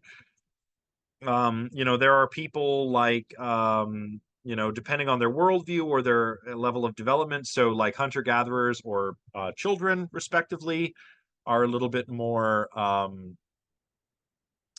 animistic, and that's not meant as a dig. Okay, that's just that you know, looking at the world in a different way. Um, um, yeah, yeah, they did take that off. The live action was kind of stiff. I think I saw it shortly after it came out, but the anime is much better. For anyone who's not looking in the chat, Full Metal Alchemist. I'll tell you what, Full Metal Alchemist Brotherhood is like my favorite anime. Um, and it's really cool because it deals with like, you know, what's alive, what's not alive. Can we make an artificial human? Oh, alchemy. Like it's very cool. Like it's just probably it's got to be like my favorite anime. I like all kinds of anime, but I think it's my favorite. Hmm.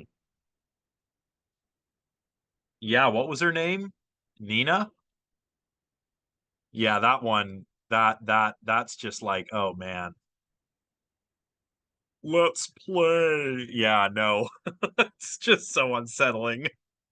So anyway, don't want to spoil it for anyone who hasn't seen it, but you know that like it's like the third episode and you're like, "Oh, this is fun." And then the whole Nina thing and you're like, "Oh my God, nightmares. Nightmare fuel." Yeah. Edward. I shouldn't make fun. But yeah, Full Metal Alchemist is pretty sick. Um yeah, that's another example. I actually haven't seen either of those, but I believe you. You know, I haven't seen it because well, I haven't seen the anime just because it was so overhyped when it was out that I was just like, I don't know, I just couldn't, and then I never got around to it, right? But I'd watch it before I watched the live action, absolutely.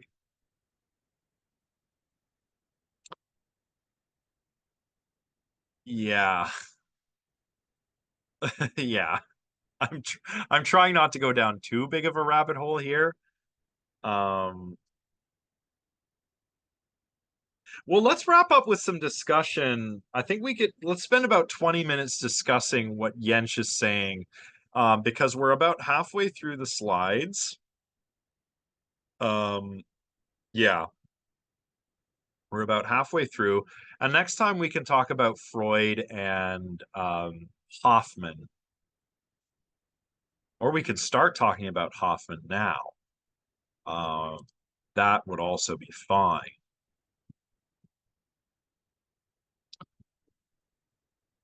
Yeah, I've heard it's good, but I haven't seen animated One Piece because there's too many episodes. It's just like that's a commitment that I just don't have time to make. So I haven't seen it. Yeah, that's too much. That's too many. I don't have time for that. I wish I did. Um, oh man, okay, now I'm gonna watch Death Note and watch out for the potato chip scene. But yeah, yeah, the same thing happened with the Cowboy Bebop live action. Like I was really looking forward to it, and it just felt soulless. It was just like copy pasting, and I don't think the guy who did that really understood the anime, to be honest. I don't think he got it. I think he thought it was like space, pew pew pew, but um it doesn't come close. It doesn't come close to the actual anime. It looked great. Um I think it was very well cast, especially the guy who played Jet. I was like, that guy's Jet. He's Jet, you know? But the writing, um I don't know what happened. But I thought for the most part it was well cast, and yeah, it did look great. But yeah, they tried to take it in yeah, like Caitlin said, they tried to take it in a different direction, and it did not work. But I thought it was cast reasonably well. Not vicious, but everyone else, especially Jet. So what do we think of what Freud says about, or Jensch says about the uncanny? One thing that comes to mind for me is that, it certainly doesn't explain every instance of the uncanny. What Jensch says would not account for my sense of eeriness that I experienced during the solar eclipse, for example, right? But it would certainly account for my experience at an open casket funeral or interacting with a robot. The reason why is that in each of these cases, there's uncertainty about what kind of thing we're interacting with. When you're looking at a robot, interacting with a robot, and I appreciate that maybe not everyone has had this opportunity, but if you do, you should take it. It's very strange because you know that you are interacting with a machine, and machines are not alive. However, it moves and behaves in a way that living things do. And you can't help but perceive it that way because the perceptual mechanisms that underwrite our perception of things like animacy and mentation are largely unconscious and automatic. We can't just turn them off. Looking at a robot with a very human-like appearance, you can't stop yourself from viewing it as something that looks very human-like, even if its movements are very jerky, and in the back of your mind that it's a machine and not a human. And this sort of uncertainty, this tension caused by this uncertainty, I think results in this feeling of eeriness. Yeah, good example, Jake. The Boston Dynamics Big Dog, it's called. They do move like animals. There are videos you can find on YouTube where they're testing Big Dog on some ice, and they give it a push, and when it corrects itself, it doesn't fall over, but it moves like an animal, as if the animal were slipping on ice, like a deer. It looks to me like a deer. Oh, so you've seen that in person? Wow, yeah, weird, weird, weird. Yeah. Yeah, and that's exactly the kind of thing I'm talking about here, and that I think Yench has in mind, right? So Caitlin says, deja vu and the feeling of knowing that something is going to happen but being unable to change it feels like the same type of eerie uncanny. Yeah, yeah, I get that. Like the deja vu, and then the flip side, like if you know if there's an inevitability on the horizon and you can't change it, that's definitely an anxiety trigger for me. I don't know if for me it feels quite the same way as that sense of eeriness, but I would say certainly it is a type of anxiety. But yeah, you're right that Yench's account wouldn't really cover that because Yench really has something pretty specific in mind here, right? Um, yeah, Izzy, that's right. And yeah, that's what Yench means when he refers to breakdowns of the senses. Like if the lighting is poor, you see a coat on the coat rack, like you say here, you might have an issue resolving that it isn't a person enough. Yeah, you have to investigate. I think he uses the example of seeing like a death's head in a dark room, a skull. A death's head is a skull. You might see a shape and it looks like a skull, but it's just the way a coat rack or a window or something appears in the night, right? Um, One thing that I think Yench's account works really well for is haunted houses. The tendency to see faces and things. So that is called pareidolia.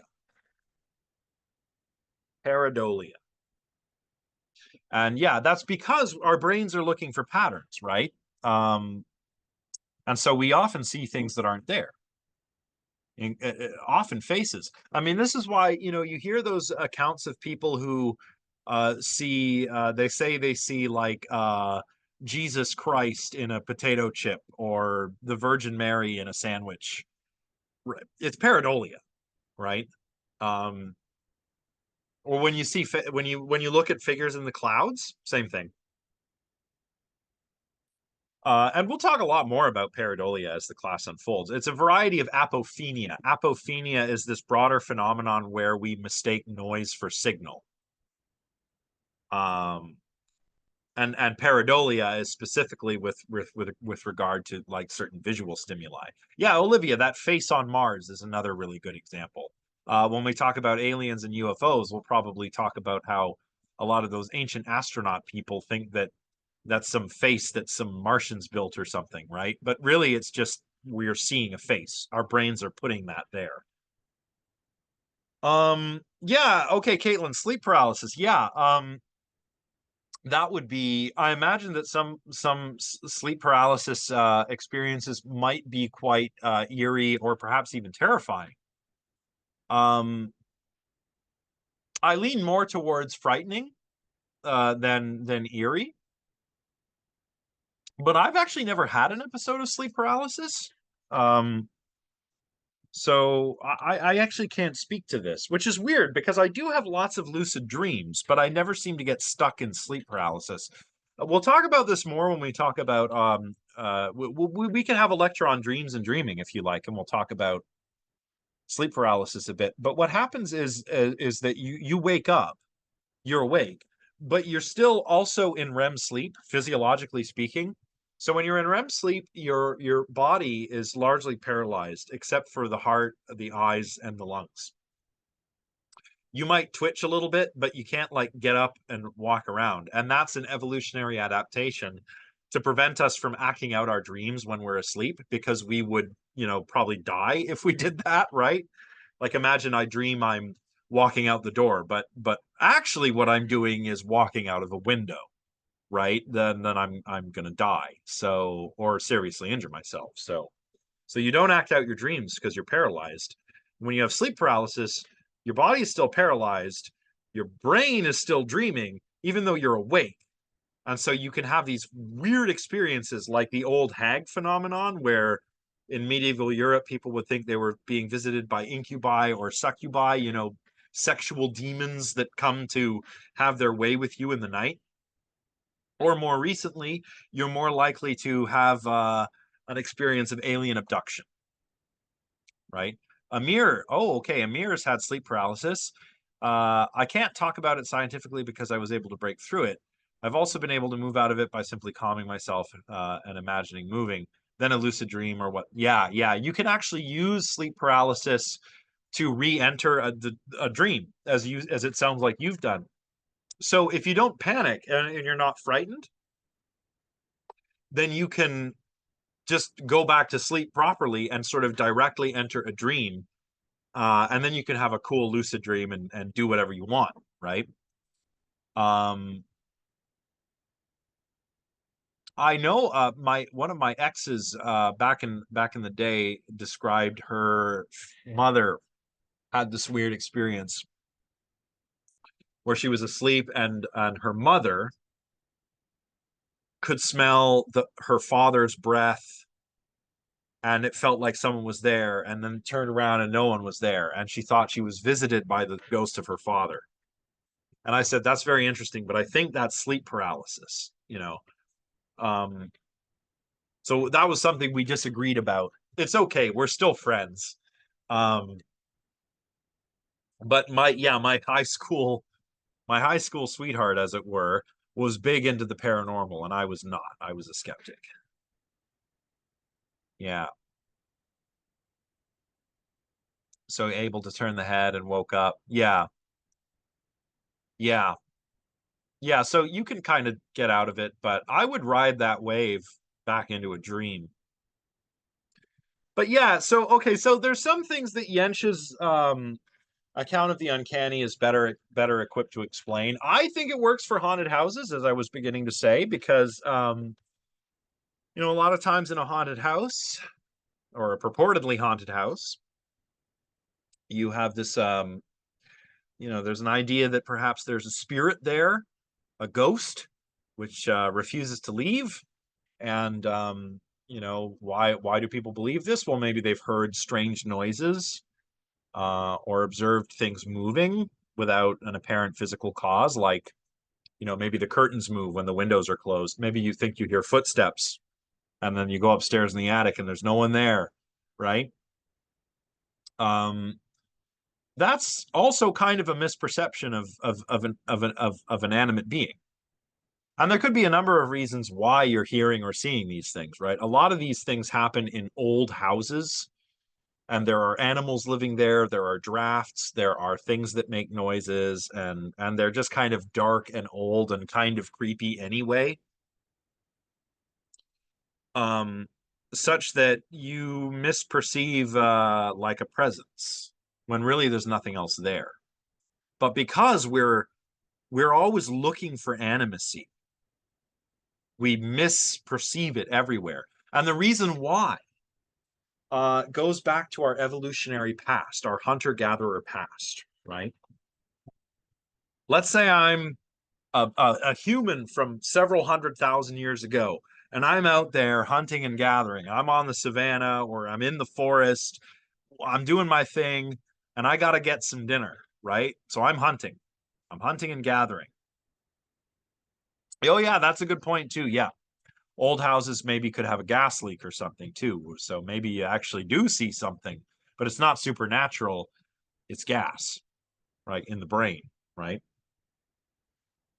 But let's say I'm hunting and gathering, and I'm in the forest, say, and I hear a rustle in the bushes behind me. Evolutionarily speaking, it's better to have a brain that's evolved to think that that was caused by something that's alive. Why? Well, say I hear a noise in the bush, and I think, oh, that could be a predator. That could be a human from another tribe that means me harm. Or it could just be a big animal that could stomp all over me and doesn't care. Maybe there's a woolly mammoth over there, and that mammoth doesn't care about me. He'll step on me because he's really big, right? So I hear the rustle. I got my brain evolved in such a way that I detect a living thing and I turn around and see what it is. Now, if it is just nothing, no big deal. I don't have to worry about it. But if there is something there that means me harm, now I've oriented myself to that potential threat. Now, think about it if it was the other way around. If you had a brain that ignored possible signs of animacy, if there's a rustle in the bushes and I ignore it and it turns out it's just the wind, who cares, right? But if there's a rustle in the bushes and I ignore it and it turns out to be a saber-toothed tiger or something, then I'm going to get eaten and I'm not going to pass on my genes to my offspring. And that does not increase fitness, evolutionarily speaking.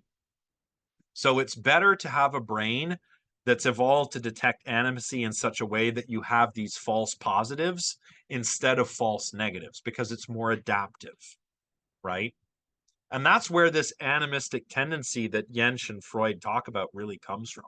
It's actually quite Darwinian. Caitlin says this could also be applied to forests, nature at night, where we are unable to perceive the world around us, and it feels like everything is alive. And yeah, yeah, it's true. Like because humans are apes, and apes are not nocturnal, and the creatures that apes evolved from are small mammals that would have been prey for all kinds of things, right? Yeah, like Izzy said, false positives are better than false negatives. Because I have a false positive, no big deal. It's just the wind. False negative, it's a predator and it's going to eat me, right? Yeah, Amir, that's confirmation bias. That's what that's called. Yeah. You remember when something happened, you remember the hits and forget the misses. You remember information that supports your worldview. Yeah, that's confirmation bias. Yes, I believe they do, Izzy. I believe that other animals have this tendency because actually, where's my dog? Tula, you guys want to meet my dog? Hey, Tula, come here. Oh, I gotcha. Oh, so I have my dog over here. She hangs out with me when I do my class, and this is Tula. And what she does is barks at everything. Now, a lot of times, what she barks at ends up being another dog, but many times it's just some random noise in the woods. In fact, sometimes because she's small, aren't you? Huh? Yes, you're so small. Sometimes it'll happen where I'm taking her outside for a little walk and the wind will move the bushes and she'll go like, ah, and run away, like as if there's a creature there. And then she realizes it's just the wind. And so, okay, Tula, oh, you good? You good? You're good? You good? Did I disturb you from your nap? Oh, oh, yep. Okay. Ah, May, your cats bark at things? Or do they misperceive animus? Yeah. Yeah. And yeah, like when your dog gets a little older, it might misperceive all kinds of things, or maybe there's nothing there. Yeah. Yeah, imagine, yeah, a barking cat. That's the uncanny valley. That's right there. So and this one time, I used to live across the river in Hull. Yeah, yeah, Yennefer. Or like that whole viral trend of putting a cucumber by your cat and the cat would be like, "Whoa," and freak out. I never did that because I didn't want to freak my cats out, but yeah, they see a thing and maybe it looks like a thing. Yeah. Oh, that's strange. Yeah, our cats do that when they're playing. So they'll be hunting their little catnip mice and they make these like noises that sound like, you know, hellish screaming from the underworld, but they're just playing with their cat toys. It's really weird. Um, yeah, yeah, Izzy, yeah, like guard dogs are trained to bark at the slightest thing, right? So there was this one time I lived across the river in Hull. I mean, we're taking Tula here for a walk, and we passed by that big giant statue of Maurice Richard, you know, the hockey player. You know, if you know it, it's by the Alexandria Bridge. Like if you're headed to the Quebec side, and there's a sort of park that begins, and there's this gigantic metal statue of Maurice Richard. And Tula here sees it and barks at it, you know, as if it's like a giant that's about to come to life. And it took her a minute to realize it's not a living thing. It's an inanimate object. So yeah. And in this very paper, Yench makes a joke about how the elephants at this parade, there was a parade where these elephants were marching in a parade and they got spooked by a giant fire breathing model of the dragon Fafnir from like Germanic folklore. And the elephants were scared of this mechanical thing. And Jens jokes like, well, it's because they hadn't read, you know, about Fafnir and Sigurd and all of those mythological figures, like they hadn't seen Wagner's Ring trilogy or something, right? Um, so yeah, absolutely. I think animals experience this kind of uncertainty, perhaps even more than we do, because as was mentioned, animals, many animals have much higher, like a much better sense of smell or much better hearing, better eyesight in some cases. Um, so I think that animals could definitely be susceptible to something like this. That's weird. Yeah, bell ringing. Yeah. All cats have different funny meows. Yeah. Yeah, right, right. The evil rabbit. Um, and it's kind of funny. It's funny for the same reason that something else might be uncanny, right? Like it's just a cute bunny and then it leaps through the air and bites someone's head off. That violates expectations in such a way that we find it funny rather than creepy. And some masks aren't creepy, some are funny. Some people find clowns hilarious, some people find clowns terrifying, right? So this uncertainty doesn't even have to result in an uncanny sensation. It really depends on what we're talking about. But I think when it comes to animacy and mentation, I think that Yench is really onto something here. And Yench basically is describing the uncanny valley phenomenon, which is really cool. So next time I think we'll pick up on slide number 11. We'll talk about Freud and we will talk about the Sandman. So if you haven't read, firstly, if you weren't able to read Yench before this lecture, do read it. It's quite short. It's very interesting. It's very well written, and it anticipates a lot of what Masahiro Mori does with the Uncanny Valley. Um, for next time, make sure you've read Sandman, and it's worth it. It's totally worth it. It's a great story. And read Freud. You could probably skip the first chapter. Just read chapters 2 and 3. Skim the first part of the first chapter, but 2 and 3 are the important ones. Does anyone have any questions before we wrap up? I know we're wrapping up a little early, but I don't really want to get too far into the next bit, or I'll never stop. So I think we're going to wrap it up now. Any questions about anything that we've covered today, or about the quiz?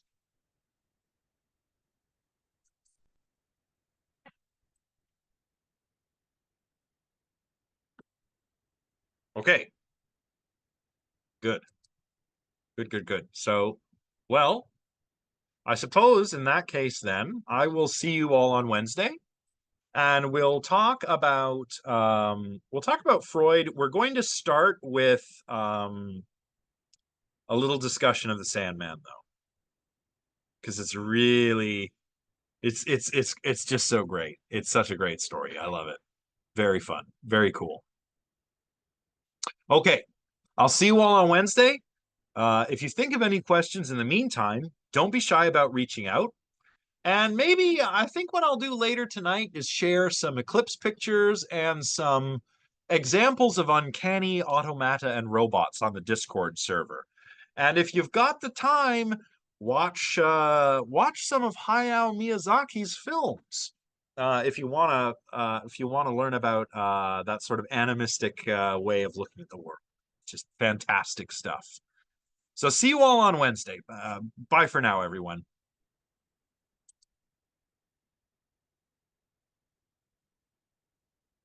Hey, Professor Redstone. Ah, yes. Just not really a question, but wanted to let you know that this class has been super interesting, and I'm very happy I'm taking it because I wasn't sure what it would be like at first, but it's really cool. So just saying thank you.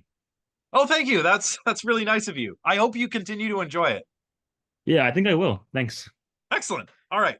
Okay. Bye bye. See Awesome. you next See time. you all later.